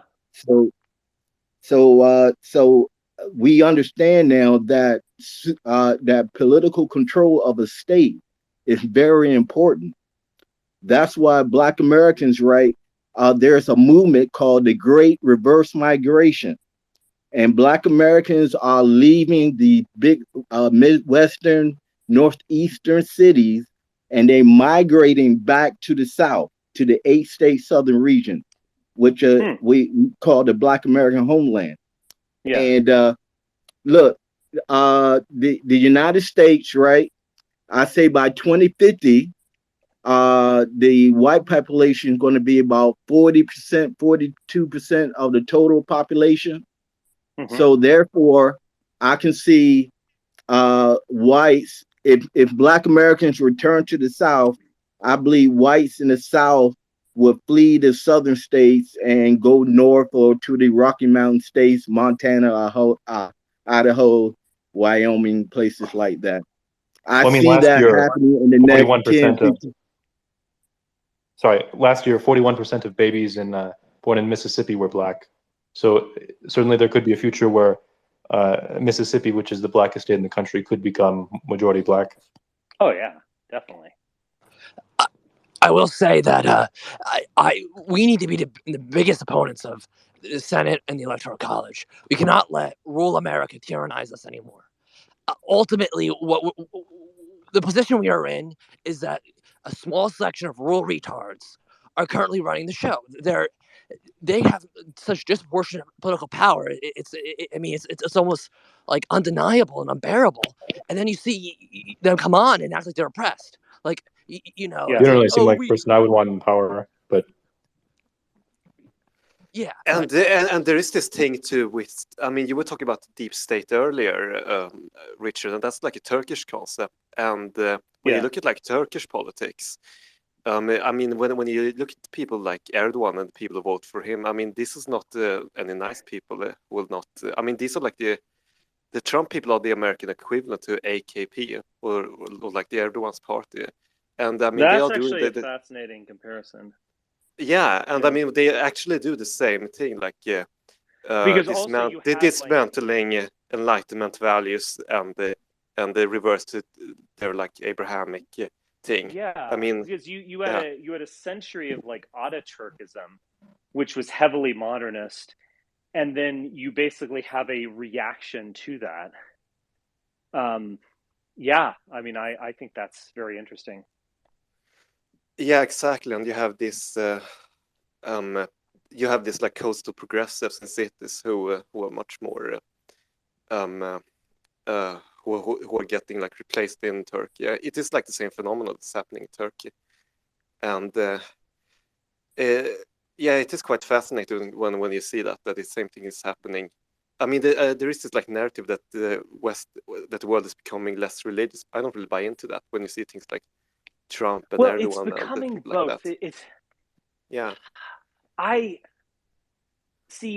kind of torn on this issue. I see both sides, and I think it's a complicated phenomenon because I kind of will go at it with Ed Dutton and company, like who I think overstate this. So there are two things happening. Like there definitely is I mean, even you could even say that like with the lowering intelligence that's occurring across the board, we're going to have more religious types. And there is a kind of reaction. There's an undeniable reaction to like globalism and modernism and so on going on. And then there's also an undeniable, like birth deficit among liberals. So I can't remember the statistic exactly, but it's something like for every one child that an Episcopalian woman has, an evangelical has 2.5, or something like that. On the other hand, there's clear evidence of like secularization triumphing. So like the Mormon church its acceleration is clearly declining, and it might be declining in real terms pretty soon. The Southern Baptist Convention has declined 5% every year, or every 4 years since 2004. Something I can look up the exact statistics, but just take me at my word for the moment. Like these institutions are declining.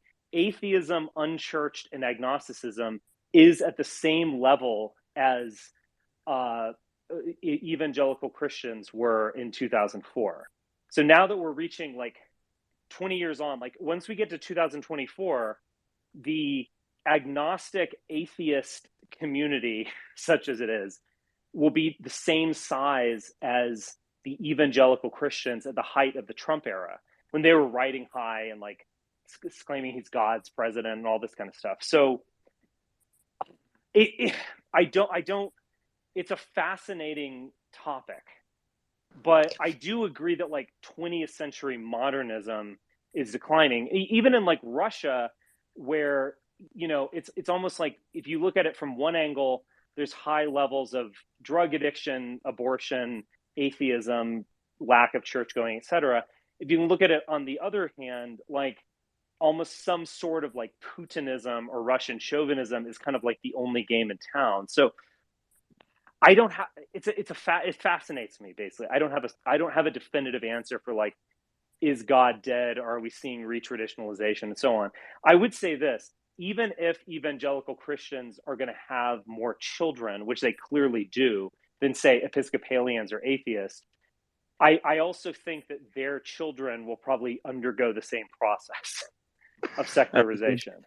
And I also think you have this thing where you almost have like a neutral, if that's the right term, secularization, where people don't become like in France or Turkey or the Soviet Union, where they become where there's like a secular civic ideology which replaces it, and where they have like the attitude that the state, religion is like part of the state.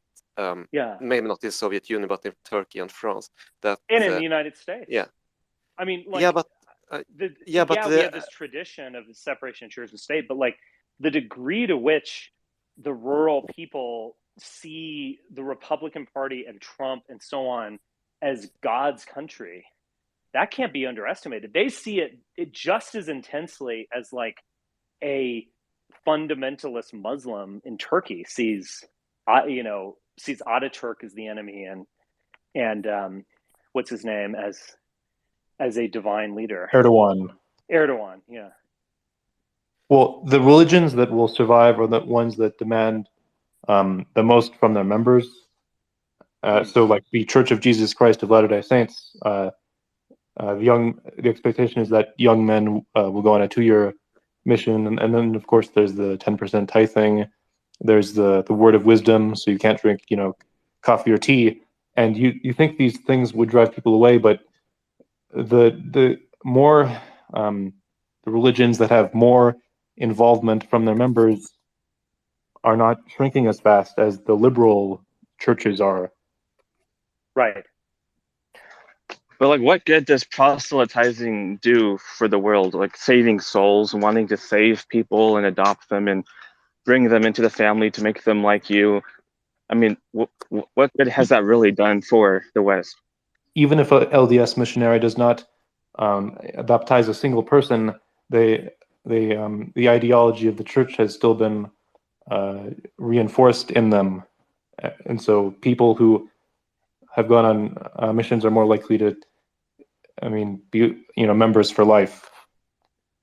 But it's a dishonest concept because it's not about saving souls. It's never proven that you can save a soul. It's all about like expanding and creating new people that reflect you and your religion, right? If you're a Mormon, or any religion that wants to save people, their message Mormons is really don't about believe in hell, so there's no saving anyone. There's the church teaches that you can become like God after your death, but there is no hell. So then what is their purpose for recruiting members? The purpose of, in the Mormon church, the name, Latter Day, it means modern day, because the Mormons believe that their church is a resurrection of the original Christian church, because people, I guess, sailed to, America, and then there was the wars and stuff in the Americas, and then there were like plates that were buried and were uncovered thousands of years later, and so it's all about restoring the original church, I guess. I'm not actually a member, by the way. Can I just say something about Richard? But wouldn't you agree that how Anglo-Saxons, how like the British and America see religious freedoms is like fundamentally different from like France? Because I get the impression from Anglo-Saxon culture that there is this like stigma to regulate like political Islam or political Christianity in a way which doesn't really exist in France, for instance. Yeah. What are you saying exactly? Which side of this are you on? Because I'm actually ambivalent about will the religious inherit the earth. I think that if you have a large religion, I think it should be it should not be like a fifth column. It should be regulated by the state, I think. Religion. Sure. Yeah. I will say it depends on what. I will say that historically we've actually gone through many different cycles of churching and unchurching. Between 1900 and 1960, the amount of Americans who attended churches actually increased each year as a rate of people. We actually peaked church-going rates at about 1965. So I think it's just another cycle of unchurching. I don't think the religiosity has really changed. And you saw that too during the Protestant Revolution.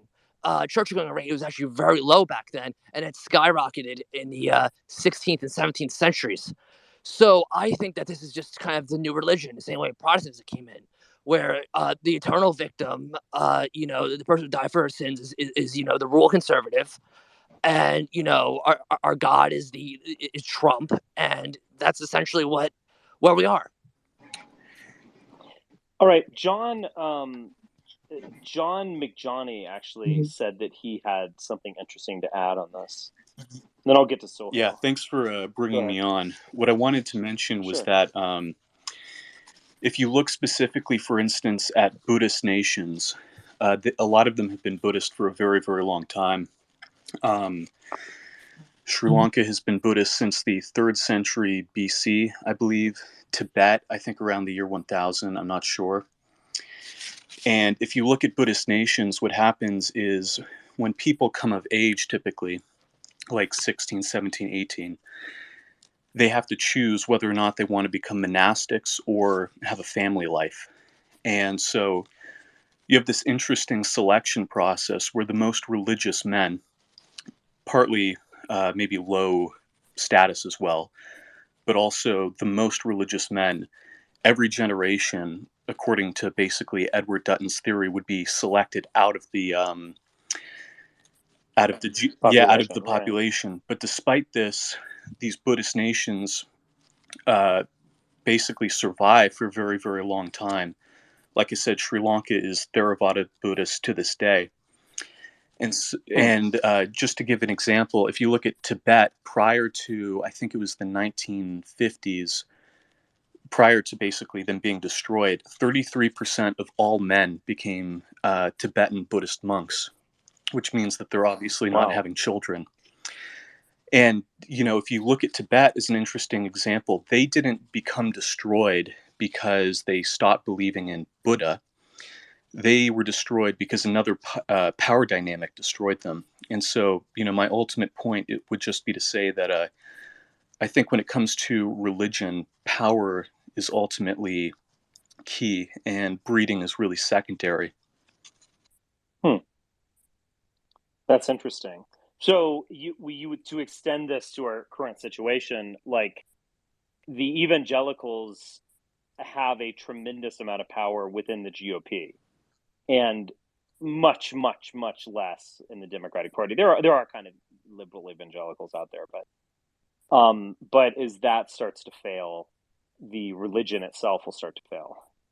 100%. I think that you really have to, people will believe, quite frankly, I don't want to be too cynical, but, people will believe almost anything you tell them if it comes basically from a high power source.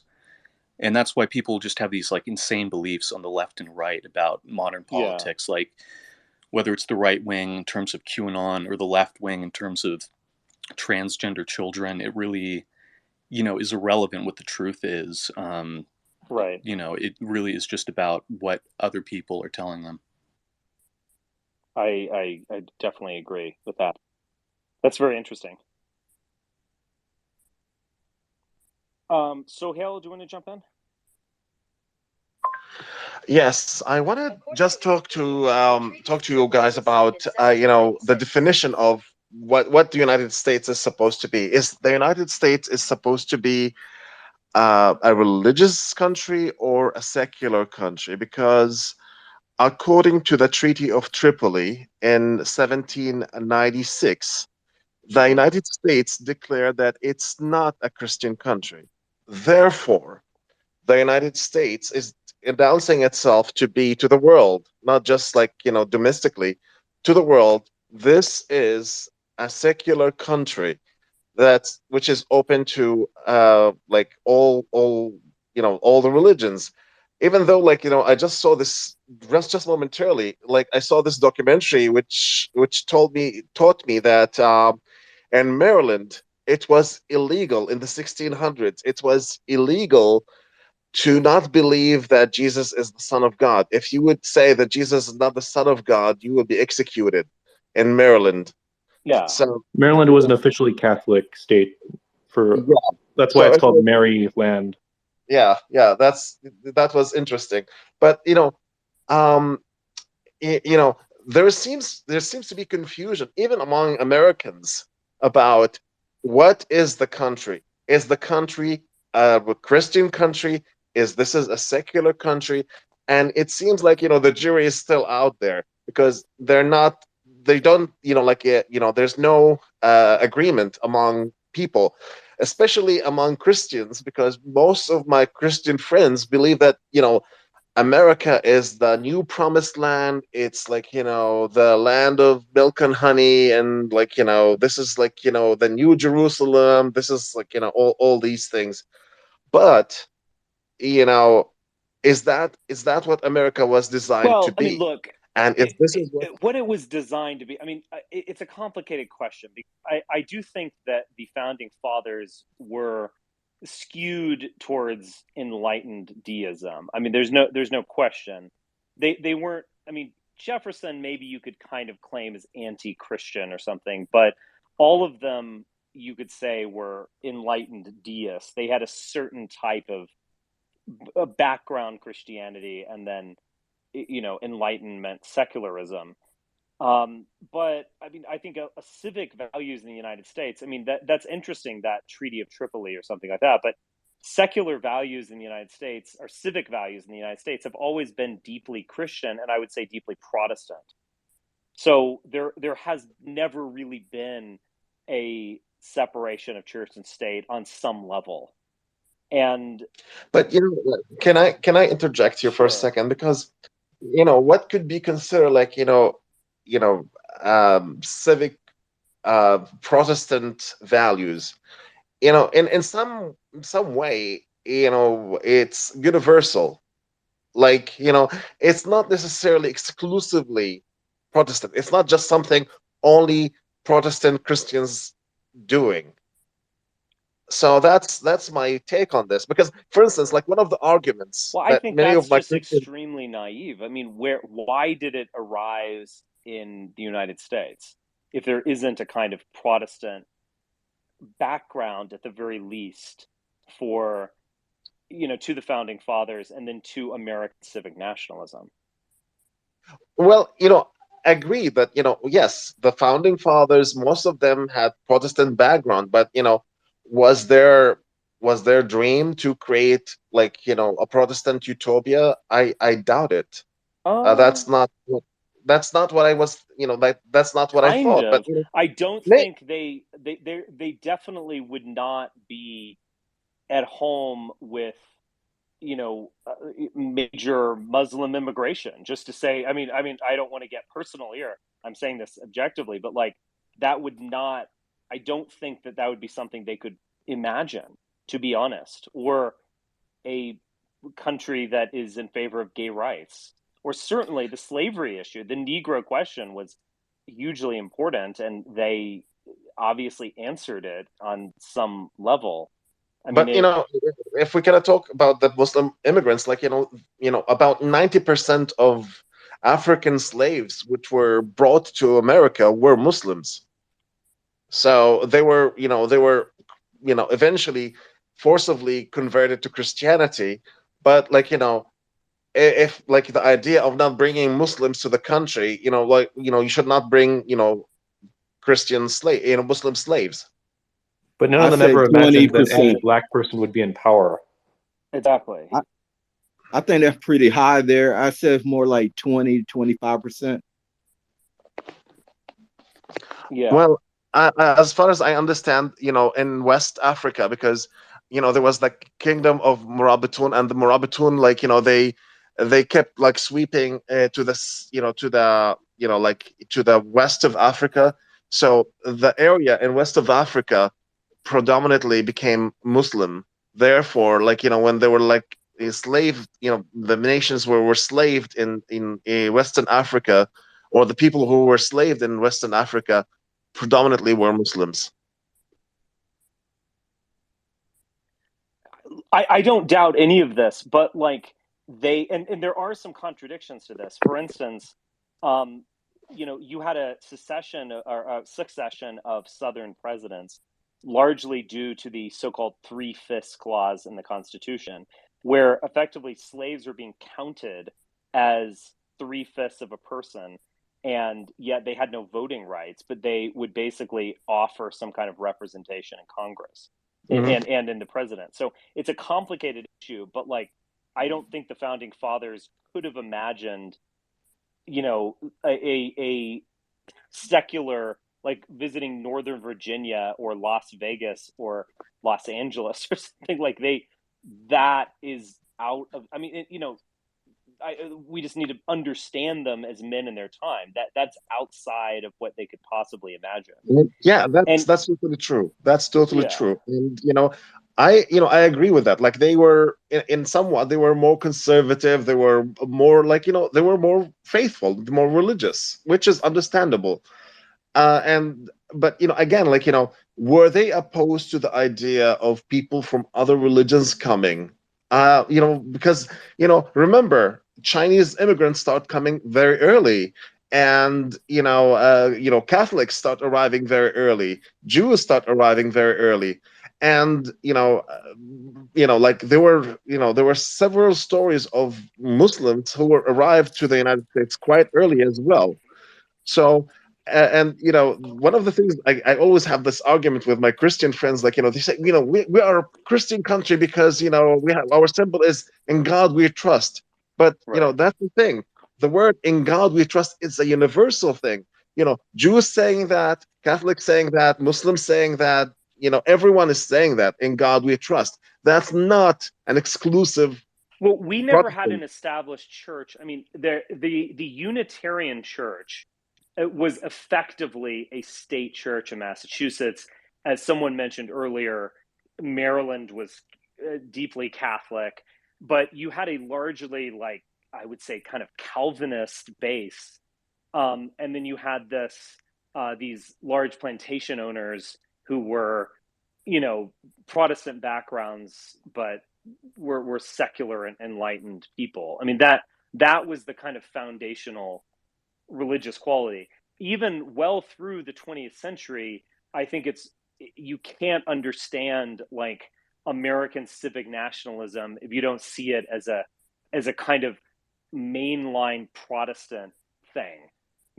Like, we'll all get along and we're all on the same team, we're all Americans because we're Protestant, and even the Catholics are kind of Protestant.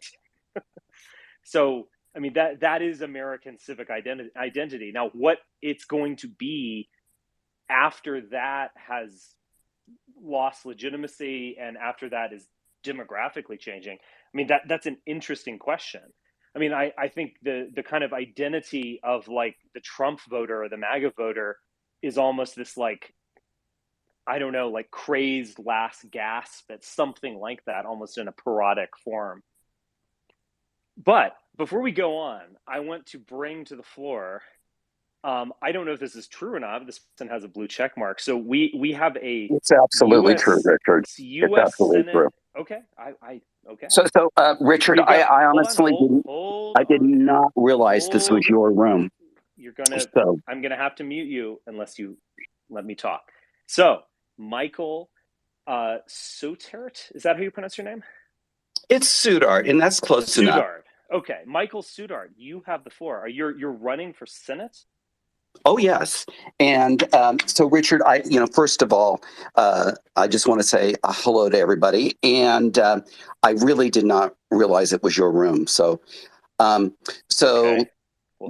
The first thing I should say, well, if you could, first of all, if I may, Richard, I'd like to just very, very quickly introduce myself, if I may.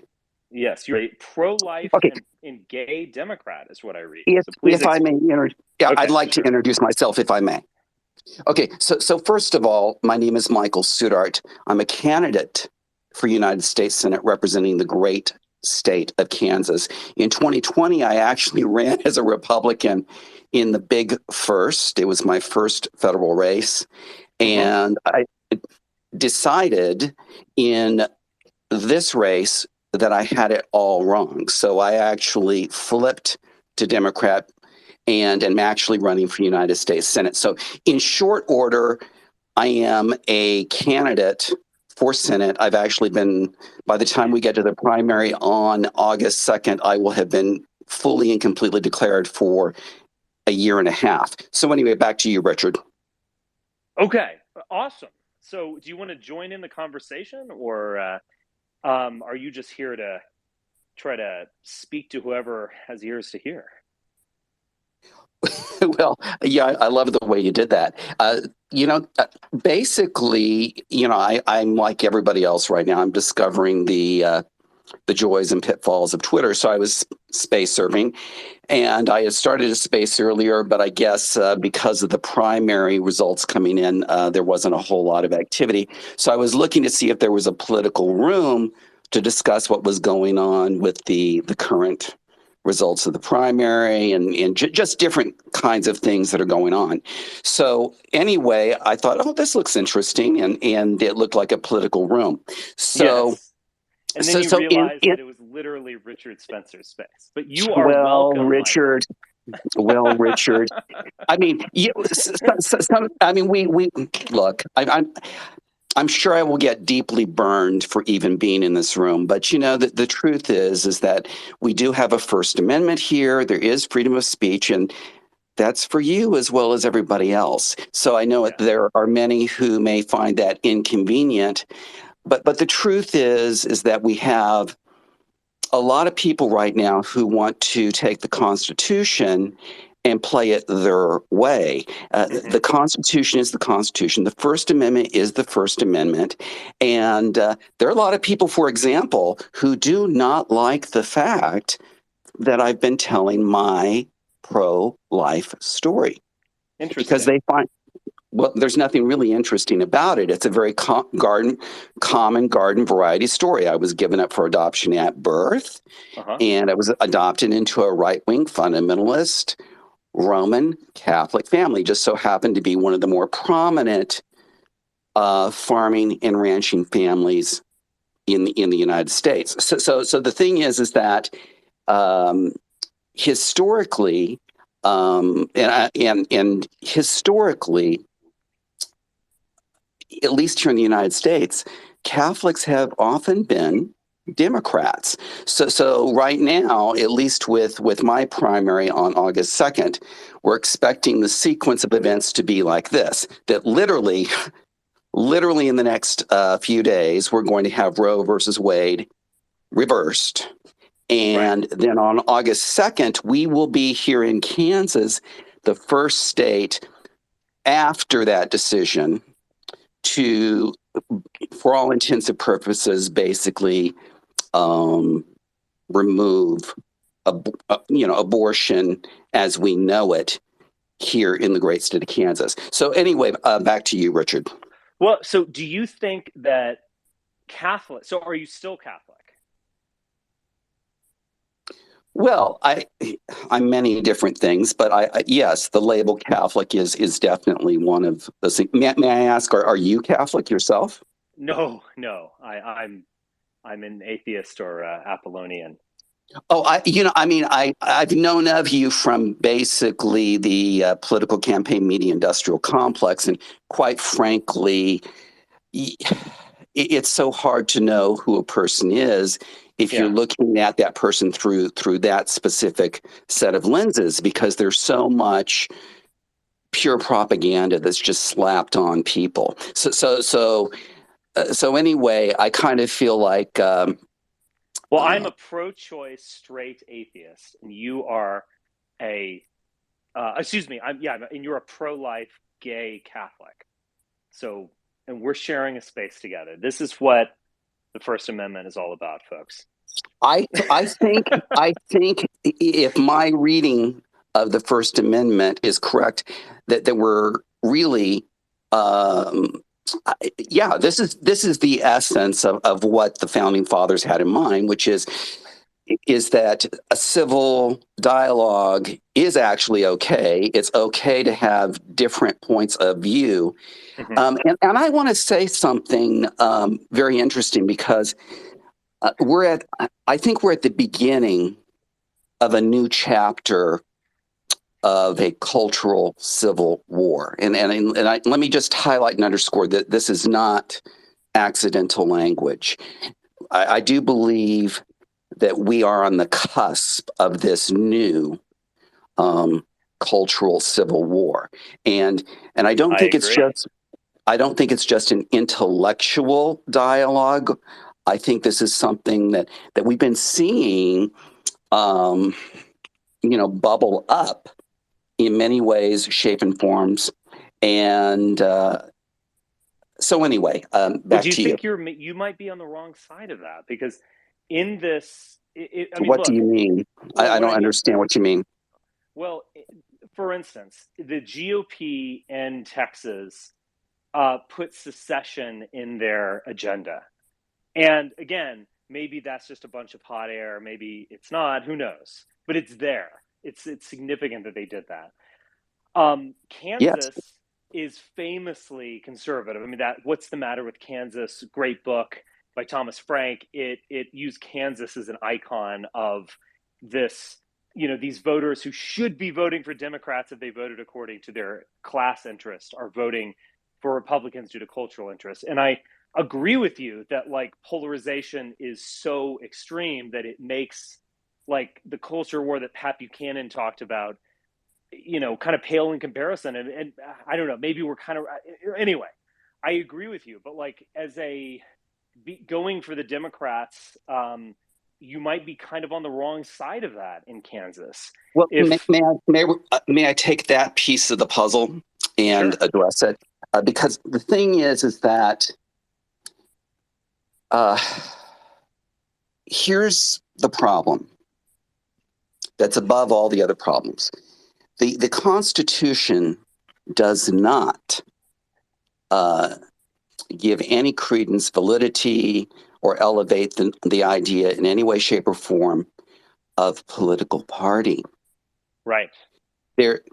Yes. And so we have this so-called duopoly, which is elevated to a much higher level in Kansas because of the way the laws are written. So if you want to run for office and you want to run for federal office in Kansas, which is what I've been doing since 2020, then you have no choice. You must be red or blue. So I tried the red thing, and we all know what happened. You can take a look at the numbers. And it didn't make a difference that I was literally part of a historic farming and ranching family legacy that had propped up and some people say actually helped form the Republican Party in this state. Now, whether that's true or it's just myth and legend or that it's largely true. Well, I have no historic evidence. I have daguerreotypes, tintypes, letters in French, German, English, blah, blah, blah. But the truth of the matter is I have no hard evidence that the French side of my family actually helped found the Republican Party. But historically, we've always been known as Republicans here. Now, the Republican Party, and I suspect you've heard this from other politicians that you've had as friends or who you've had as consulting clients, that kind of thing. Basically, after I filed, they ignored me. They ignored me. They did not say anything about me. They didn't invite me to things.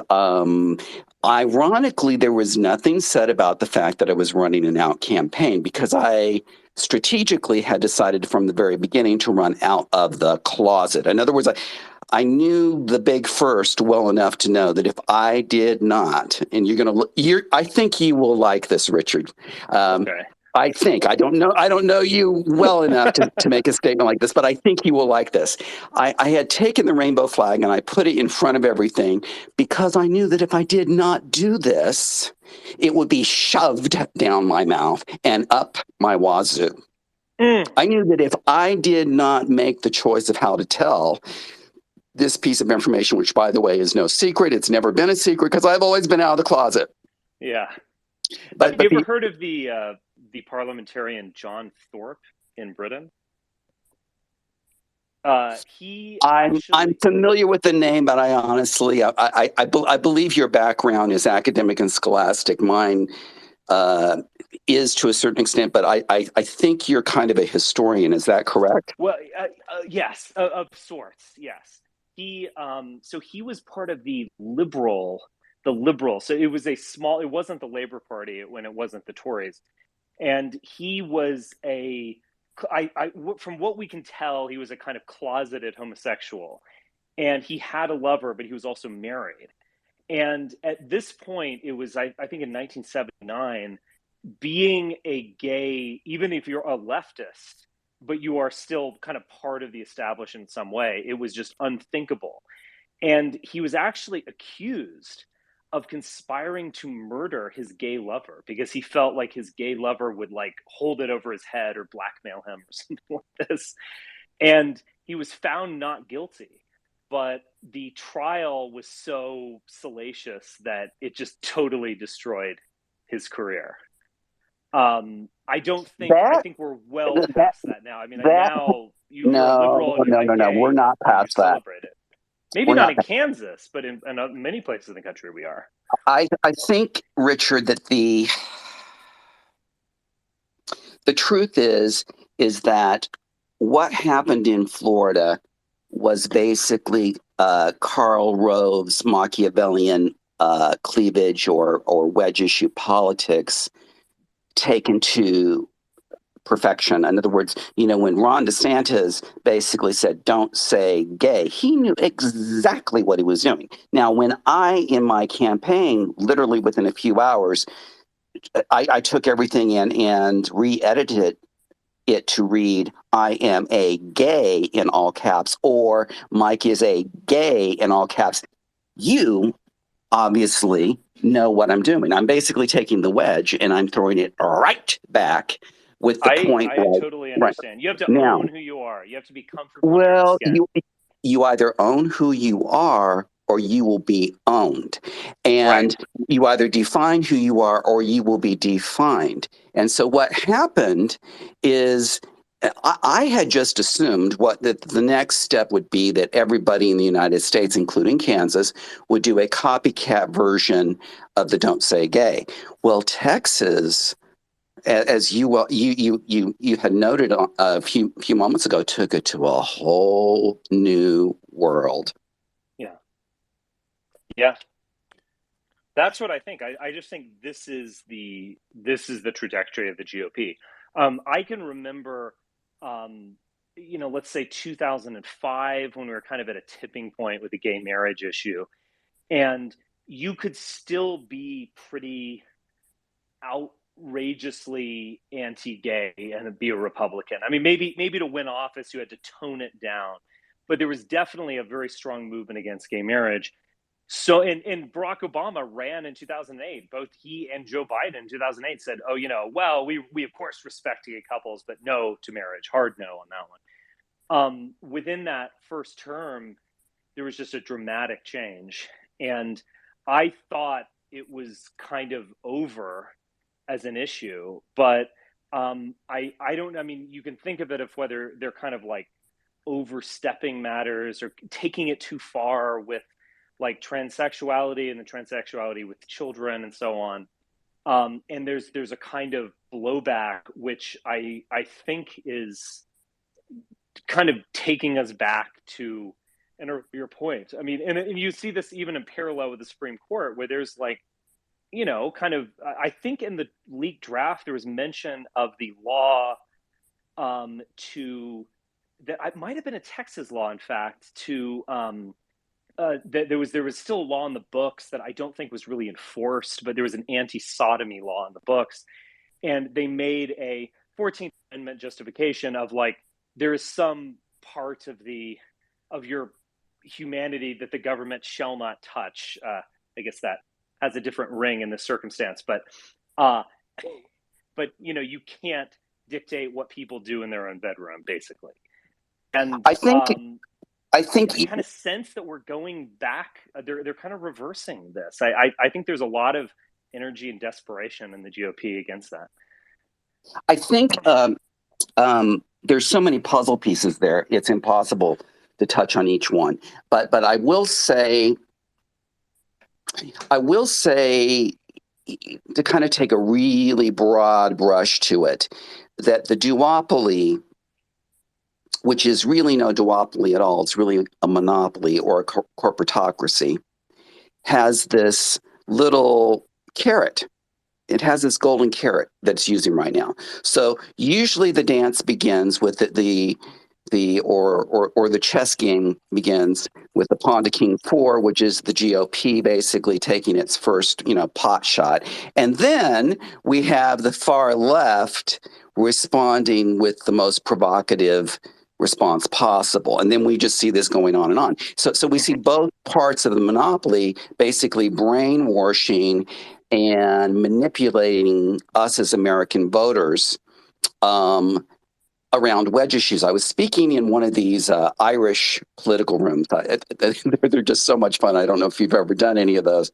And they said, we've taken all that. There's actually no Irish allowed in this space. I don't know if you saw the sign, but unwelcome. Okay. So anyway, long story short, they weren't familiar with the dynamic of wedge issues or cleavage or any of this kind of how do we divide and conquer.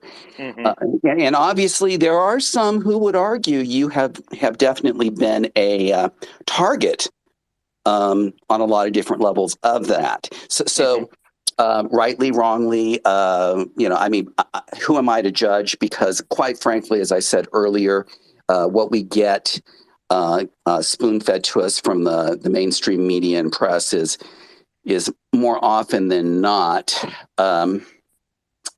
it's not the point of view of a free press. It's just not. And so anyway, the whole thing that's happening here really is remarkably artificial. I can't help but wonder if what they're doing in Texas is purely Machiavellian. Carl. Shut up, I'm talking here. Hey, now you listen to me, mister. I'm coming home. All right. Okay.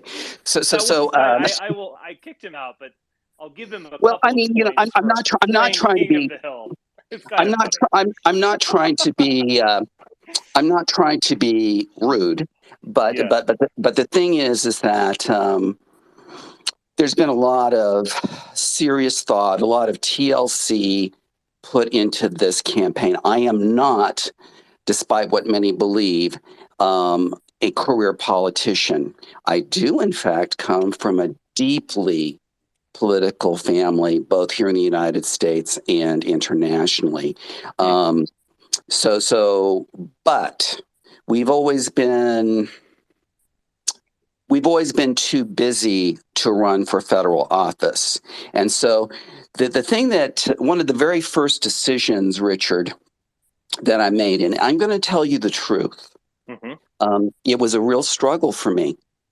It was a real struggle. I had always been out of the closet. Always. It's not a secret.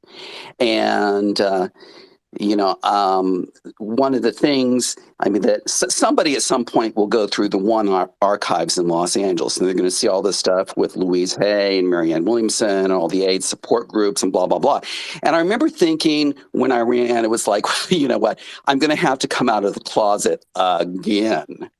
And if you have gay friends or anybody that's part of the LGBTQIA community in your life, then you know what type of angst that is for somebody to go through that at all. And then to do it publicly, because to do something publicly, and of course for you right now, your entire life is public, the good, the bad, the ugly, the whole thing. Yeah. So you know exactly what I'm about to say, which is that this was a very painful process about how to do this. What was the right way to do it? I was pretty sure that identity politics was going to be a wedge issue in 2022. What I did not know was that it would be turned into, kind of the Mount Everest of wedge issues. And so what I had decided to do was I had decided to use the upper class version of saying I'm gay, which is to say, well, I'm out. You know, I put on my Fortune 500 suit, my bright, shiny tie, you know, make sure I'm properly shaved and go out and say, well, I'm out. You know, in other words, let's move beyond. I mean, it's really, it's boring. It's because actually it is boring, but let's move beyond it. I'm out. Mm-hmm. Okay, so my original version, my website and propaganda and campaign commercials, everything was very subtle. Then I felt like the other thing was I needed to use a symbol. So I used the rainbow flag, which apparently is, well, I don't know how to say this. I should have used another flag. I should have used the flag with the triangle, with the everything else that had every single possible option there. But obviously, yeah, I know. And it's just like, you know, there comes a certain point with LGBTQIA. Why don't we just take the entire alphabet? What is I? How the hell am I supposed to know? Well, and A is asexual? It's intersex. Intersex. What's the difference between bisexual and intersex? Intersex are people who are born with certain hermaphrodite. Oh, actually, there is. Okay, these are the exceptions that prove the rule. I was actually reading up on this in terms of the gay transsexuals in athletics issue. There's some interesting case. It's actually kind of fascinating. I'll link to a video I watched, and then someone wrote an article on this. But there was a female athlete who had an XY chromosome set. And so she was. I mean, again, in nature, there's always going to be some kind of weird thing that occurs like that. But she always understood herself as a woman, and genuinely, like she never went through a transsexual experience, or she had female genitalia as well. And she was also interesting because her body was producing higher levels of testosterone, but she had another abnormality that I don't know if this goes hand in hand with this type of, you know, unusual circumstance, but she was actually immune to testosterone effects. Really kind of fascinating, but then also an aberration on some level, you know, that we're talking about far less than 1% of the population. But yeah, I do know that people with this condition typically, like this woman, I think you're referring to the black runner, actually have testes inside of them that never descend. Right.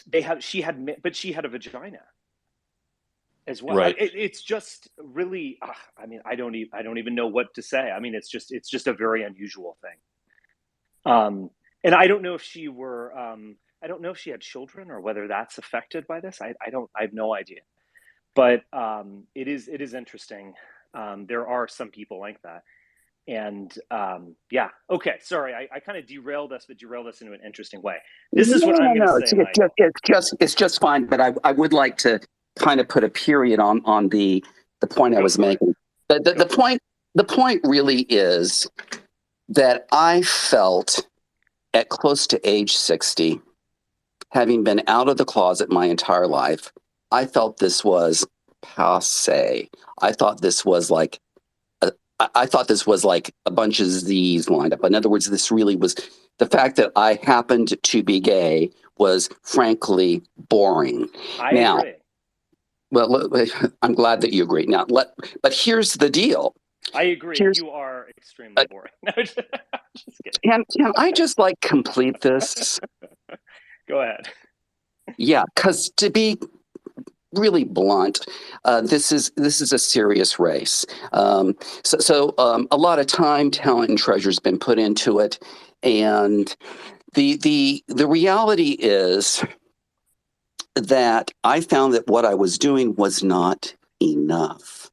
In other words, just saying that I'm out wasn't going to cut it. Just putting a rainbow flag out there wasn't sufficient. So when the Don't Say Gay thing happened in Florida, I was like, okay, here we go. There's another cultural civil war happening. I need to get on it.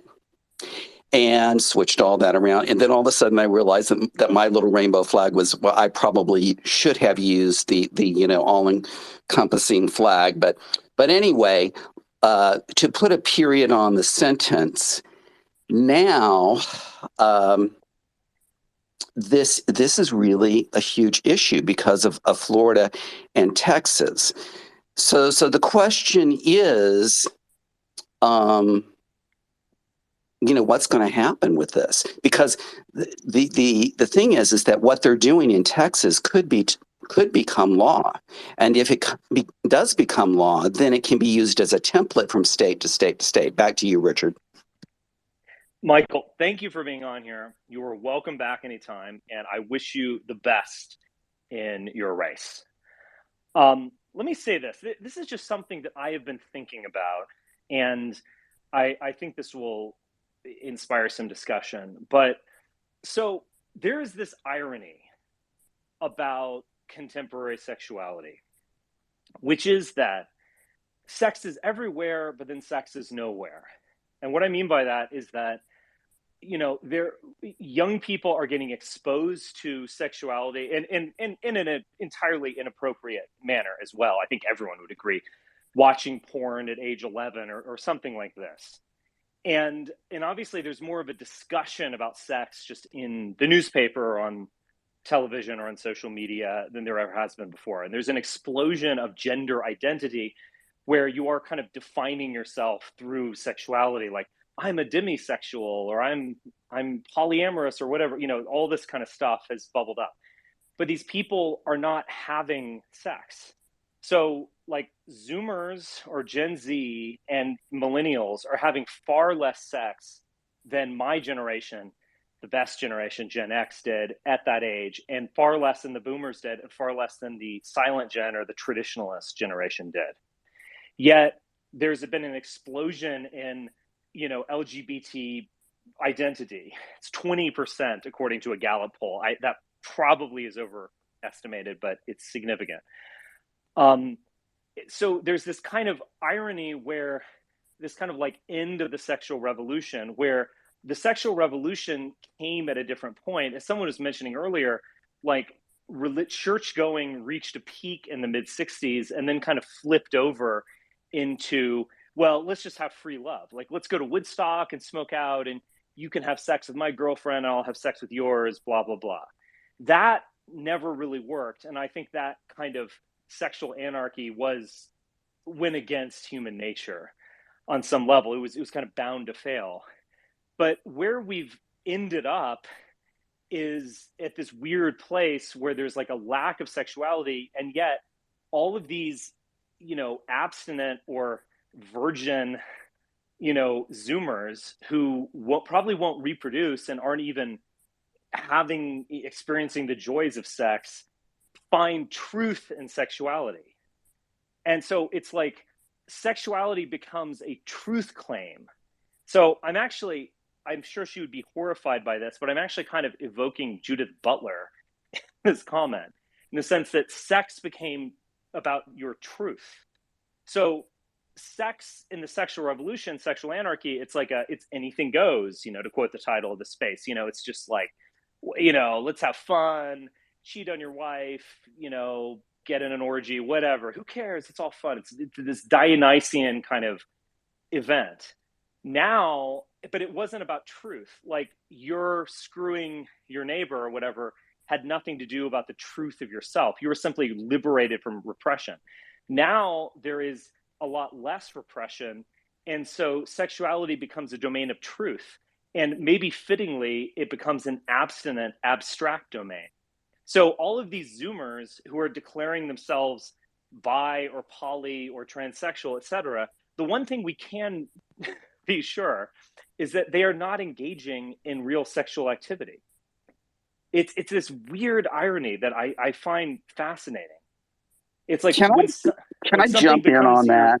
Sure. When something becomes your truth, that almost takes away all the joy of it. Go ahead. Yeah, I think that, okay, Marianne Williamson ran for Congress as an independent in the 68th district in California, which I lived in as a young person, which is Venice, California. And as an independent, before then she ran as a Democrat for United States. Do you know Marianne Williamson? Yes, I do. Okay, can you do me one favor? Just tell her I said hi and that I'm. Well, there's one. Okay, there's one. Okay, I think maybe follow me and I'll DM you.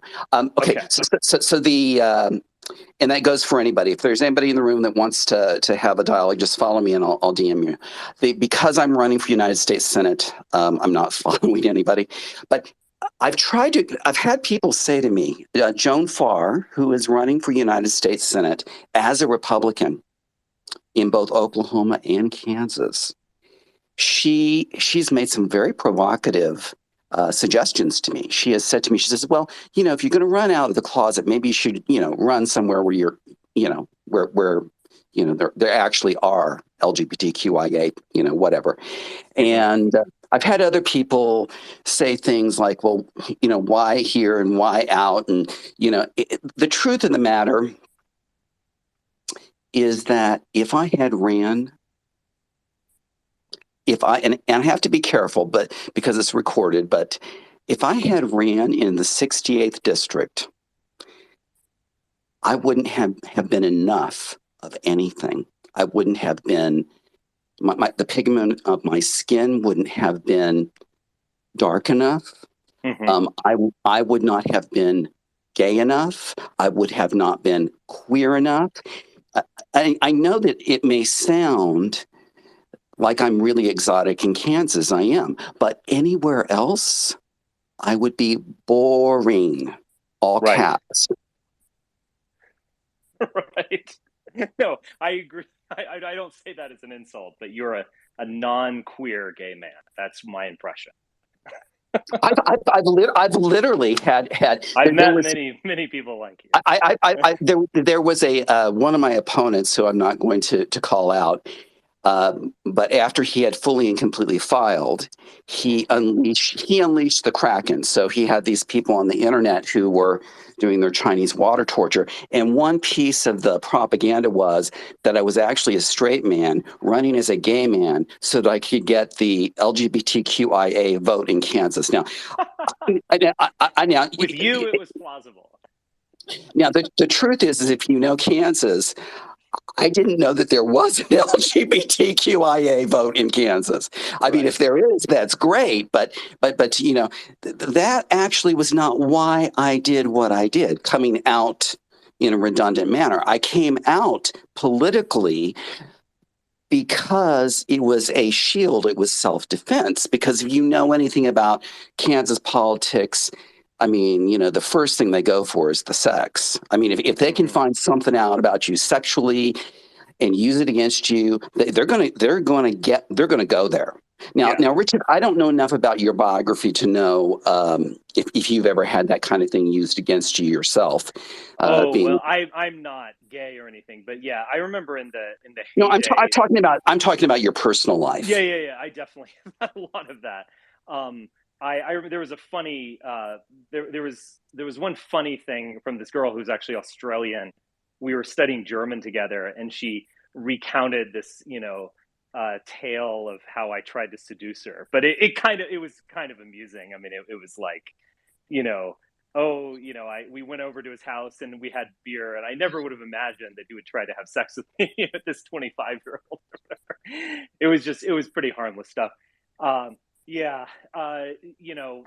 had to face really crappy shit when I got divorced. That also didn't go anywhere. It's divorce allegations, and I basically gained co-parenthood with my children. So, and all that stuff died away. So I've been through the ringer to a certain extent.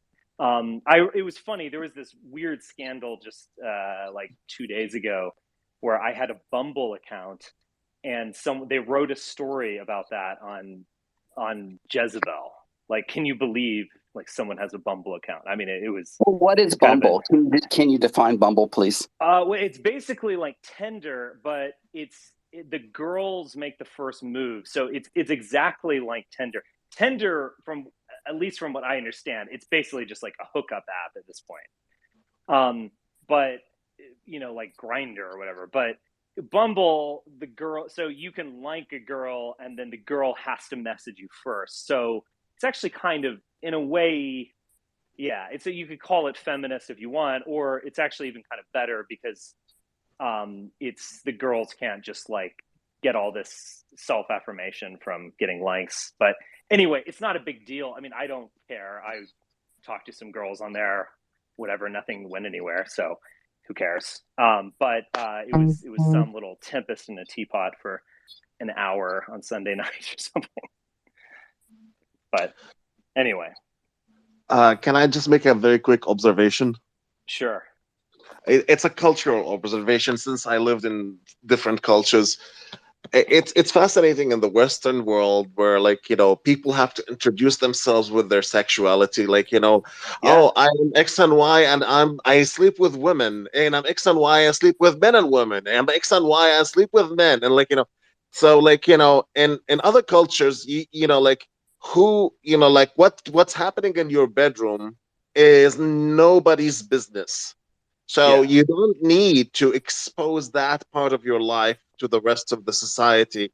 But you know, it's fascinating for me that this is becoming very important part of identification in the Western world, and it's even politicized. I think this is fascinating. Well, I think it's even deeper than that because, you know, identity politics is kind of old hat, and politicizing gay issues or something like that is also kind of old hat at this point. Now, again, we might be seeing a kind of revigoration of the right-wing culture war. I think that's happening, but you get my point. It's kind of old. We've done this. We did this in 2005. What I think is fascinating among young people is that they don't really have a truth anywhere else. So, I mean, this is kind of what I was getting at, and I'm, you know, pardon me if I'm being overly philosophical about it, but their truth is not found in the Bible. Their truth is not found in national identity. Their truth is not found in regions. They live on the internet. But their truth, if they find the real self or the real truth, it's actually in their sexuality. And so I think that's an important part of like gender dysphoria, where you say, like, for instance, if someone, like, we've had drag queens of some kind or transvestites throughout culture, and you know, if you met a drag queen in Las Vegas in the 70s or something, I doubt that he would say, oh, I'm actually a woman. He would probably say, oh, you know, I'm just crazy. I love to live the high life and the wild life. You know, the fact that he went on stage in a dress and sang songs and, you know, acted sexy or whatever, that had nothing to do with like his inner truth. And if you ask, like, what is your inner truth? He might say, I'm a Christian, or I'm an American, or I'm something like this. I'm a Scientologist. But now with young people, it's like, who are you really? Like, what is that self on the inside? I think they would say, like, I am a woman, or I am polyamorous, or whatever. And even the pronouns, I think, are really significant. This idea, like, I noticed I was reading this news story on like Ezra Miller, who I don't know if you guys know this, but I don't know what part of the LGBT party he's like bi or something, and he or something what is it, bi? Who knows? He's non-binary. Non-binary, right? Yeah. So he was the Flash in superhero movies, and he's now just totally lost his mind apparently, and is like engaging in really horrible shit, like grooming 14-year-olds or whatever. I mean, just look it up. I think they're going to like cancel this movie and just eat 200 million or so. Who knows? But I remember seeing they were describing him as they, and I was like, they? I was like, who else is a part of this? And I was like, oh, so this guy, he's non-binary, whatever. That use of the pronoun is so significant because, you know, we have our sense of ourselves through the I. And I mean, Nietzsche said this, and I think he was correct. I mean, we have a sense of the creator through grammar, in the sense of like, you know, I hit the ball with the baseball bat. It's the assumption that there's a unitary person there doing something to something else. There's a predicate. And so in our world, there is a unitary God behind it all who did this effectively. This is a radical claim, and you don't have to necessarily agree with me or with Nietzsche, but like that notion of a creator or a deity comes out of grammar. And that notion of a self also kind of comes out of grammar. Like, could we have a sense of ourselves as individuals before we were using a language with pronouns? So again, this is very much against any kind of Chomsky-like notion that there's like this innate grammar or something. I do not believe that. I think language is a technology that is outside of the self. Anyway, so like calling yourself they, I don't think that can be underestimated for the psychological effect that has on your mind. I mean, it almost does remind you of kind of like schizophrenia in a way of like, I'm hearing voices. Like I hear a voice, it's urging me to kill this person, or, you know, there's that notion of like a non-unitary self. I don't think we can underestimate how profound that is psychologically when you're using they as your own pronoun or some other weird thing.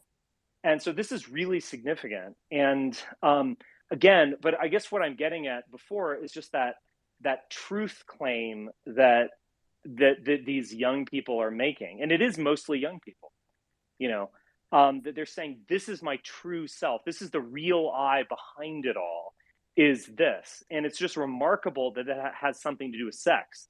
And should we be that surprised that it also is leading to them having less sex? Because whenever something has a truth claim to it, it becomes inherently kind of puritanical. Like when Americans believed in the truth of the Bible, you know, they engaged in a certain kind of puritanism around that. And isn't it kind of interesting that like sex has become sacred in that sense? Do you see where I'm going with this? Anyway, just a thought. I definitely agree. And just on the note of language, I do think that language is so significant that it, you know, shapes entire paradigms that people really can't think outside of. Yes. I'm currently reading a book on Hindu metaphysics, and what the author is having to do is basically every chapter just define a word because there's no translation. Right. Because it's a totally different way of thinking. And I think that, you know, language is so significant that, you know, you have different nations, different places in the world that, they think in entirely different ways that would just not even make sense to a person potentially speaking a different language. And this especially holds true historically. If you try to learn how to read like Latin or ancient Greek, the further back you go, the more odd the language becomes because the paradigm that people are speaking in is so different. Yes.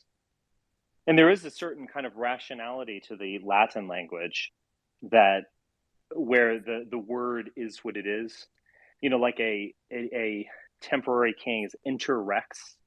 Things like it's a kind of rational language that is what it is. And I think there's something to the fact that was a rational culture, that was a ruling class for the world, in fact. I'm a bit of I don't know, I guess I'm a bit of an English chauvinist in the sense that I like the combination of English where it's a Germanic language at heart and at root, but then it's adopted all of these via French, it's kind of adopted the classical world, at least the Roman world, to some extent. I think that's actually a very positive thing. But I do think that language is a technology that does not emanate from the human. So I don't think there's I think Chomsky is wrong. I think Chomsky is wrong about everything he says, actually. And he's wrong about language. It does not, there's no language instinct, or that's actually a Steven Pinker phrase. I think it's an outside technology that changed who we thought of how we are. But I don't think there's any concept of self before, I don't know. I mean, there was a tremendous amount of spread of language in the end of the Bronze Age. But I think this is this concept of using language, thinking, consciousness itself, I think is a very recent thing. I think it might very well just be around 3,000 years old. Yeah, and you definitely see in terms of power dynamics, like the left is very, very intelligent in how they approach language, and they definitely want to get their agenda across in terms of, first policing the way that people speak. And you can see this, for instance, when it comes to issues of pornography and prostitution. They make sure that when they speak about it, they always use the words sex work. And this kind of reframes the way that people are thinking about it to begin with. That way, and then they have the statement like, oh, are you saying sex work isn't work? What are you saying? And you almost have to like go back and be like, hold on, let me redefine these words in the way that I view them. She's not a sex worker. Yeah, being a slut isn't work. That's how you have to put it. Right. Yeah, I totally agree. I think there's also just this like the I, when you have a universal I think language itself just kind of lends itself to a kind of liberalism, in the sense that there's an interchangeability about people, and that it's very important. Like, for instance, when you read Shakespeare or something, and like Claudius in Hamlet refers to himself as we, you can kind of dismiss that. Just, oh, that's just a mere formality. I don't think it's a mere formality. I think it's extremely significant. I think when someone of a lower class was serving someone of an upper class, I believe they would use the third person. And you still hear that sometimes when you're at a nice restaurant, they'll say, would the lady like an appetizer or something? And so it's a distance. It's not would you like this? Or like, what do you want? It's more like, would the lady like this? It's a kind of distancing where you can't approach the person of a higher class. Yeah, that is interesting. Just to give one more example from, I mentioned earlier, I was reading about Hinduism. The entire religion itself, people kind of misunderstand it as like polytheistic in the same way that, say, Greco-Roman gods were. The entire religion revolves around what is called Atma, which means self. And the entire point is to identify the real self. And you do this through negation, saying, I'm not this, I'm not this, I'm not this. And you arrive at this kind of invisible essence, which is the self, and is at the same time identical with God. And so I think that this Atma is identical to Brahma, and Brahma is kind of like supreme being, but also designates a universal God. I don't know. I just thought I would throw that in there. I think that's an interesting connection. Yeah, that's fascinating. Anyway, what about we do this? I've been going. We've almost hit 3 hours.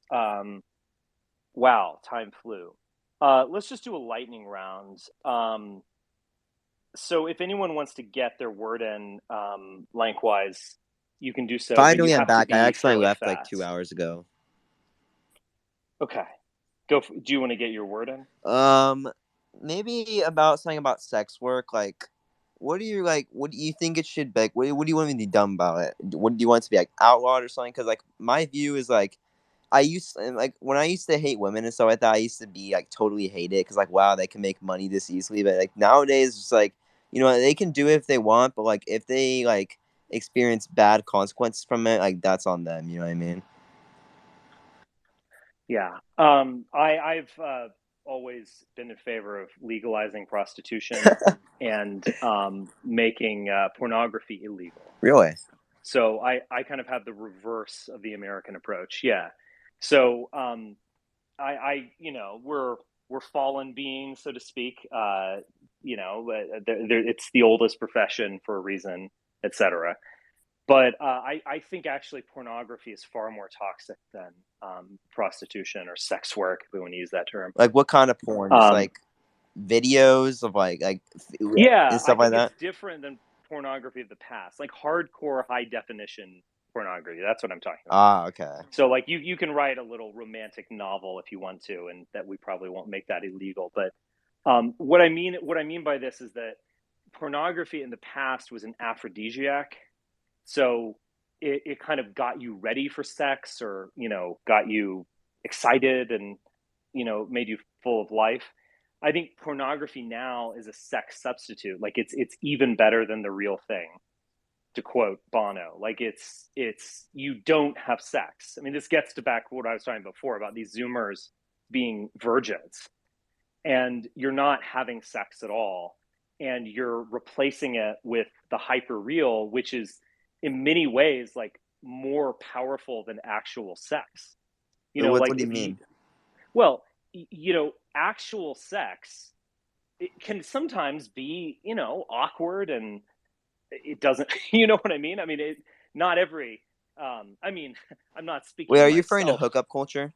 Not exactly. I'm not speaking of myself here, of course, but so I've heard sex can sometimes just be awkward and not work out. And, it's not perfect, but you can go to Pornhub and watch a like insane bukkake gangbang.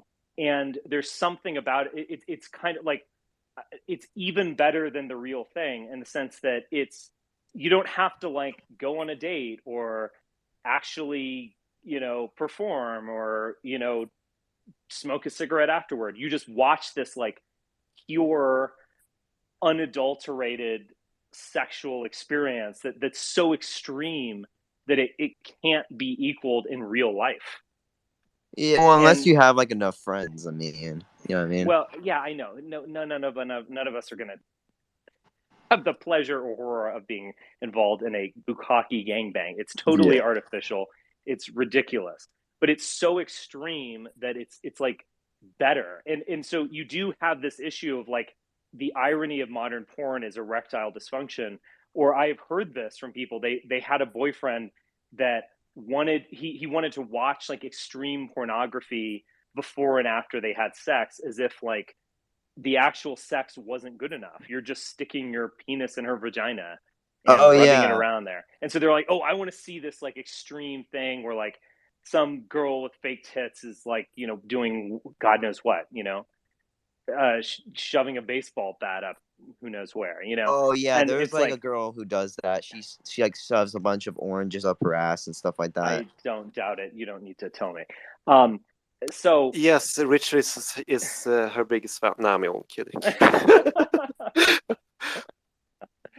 Right. I mean, and look, I'm not a prude or a Puritan. Like, if some teenage boy wants to watch, Lana Rhoades get banged or whatever, okay, who fucking cares? Like, he's a teenage boy. Like, I'm not like a Puritan or something, but I recognize the larger issue, which is that it is deeply toxic and kind of anti-life, and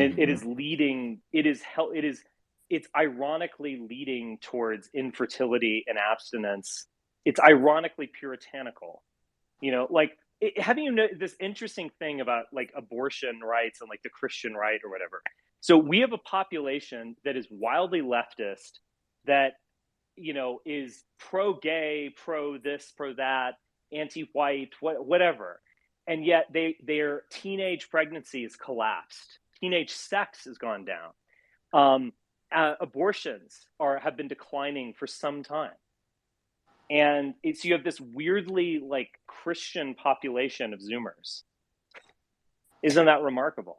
Oh yeah, I was raised Christian as well. Like most Zoomers, like were raised Christian. Like that's the thing a lot of us have in common, but a lot of like you drift away. Well, I'm just saying they're ironically Christian. I mean, they're losers.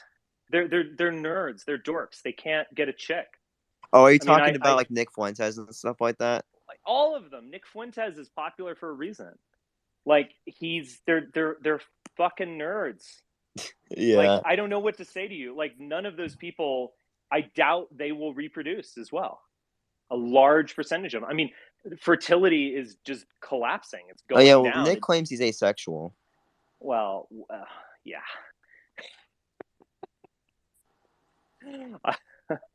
I have a bridge to sell you in Brooklyn. What is the line? I want to sell you the Brooklyn Bridge as well.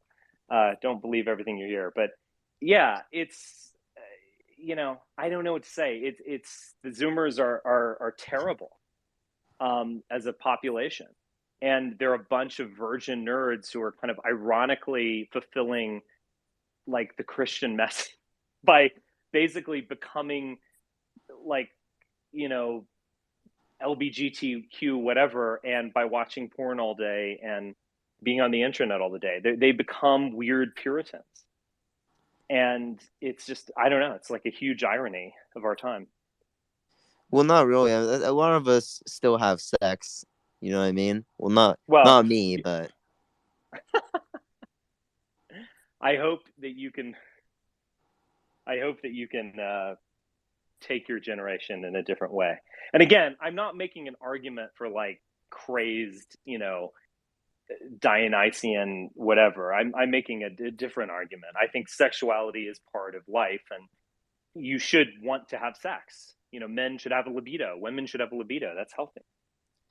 Yeah, but a lot of guys would rather just like sinful or something. A lot of guys would like rather just like you said, jerk off, because like why do all this stuff just for like 5 minutes with a woman when I could just do it with my hand? You know what I mean? Exactly. You can experience something more extreme. Yeah. All right, guys. Let's just leave it at that. Sorry for some people who didn't get on, but I am getting a little tired. So 3 hours is a long time. All right, guys. I appreciate it. Michael, I wish you the best of luck in your campaign. Give them hell. And everyone else. Well, I'm just going to give them a choice, but I would say, seriously, I mean, I'm giving them a choice. We have 6 people in the race. It's a circus. But thank you very much, and I'm glad I accidentally came in the room, because if I honestly, if I had known whose room it was, I probably would have been. Oh, I can't go there. But it's too late now. I guess. But guys, too late. Guys and girls, if you're interested, just give me a follow, and I'll be more than happy to send you a lovely little emoji and set up a DM. But Richard, I don't know. I mean, this you come across as a completely different person than the creature that the media and the press portray you as. So I know it makes me wonder if maybe you should give me a follow. Okay. And it also makes me wonder if maybe we should do a Twitter space in the future. I would be up for it if I can help a Democrat beat the Republicans in Kansas. I don't think that's what it's about. I think what it's about is creating. I think what it's about is First Amendment speech. I think it would be interesting to do a little room and just see how much dust we can kick up into the stratosphere. But it was fascinating. I'm glad that I dropped by, and to all of you, you guys were kind of an interesting vibe. Thank you. Yeah, thank you. And thank you everyone who listened and contributed. And I will talk to you soon. So, ciao. Bye. See you, Rich.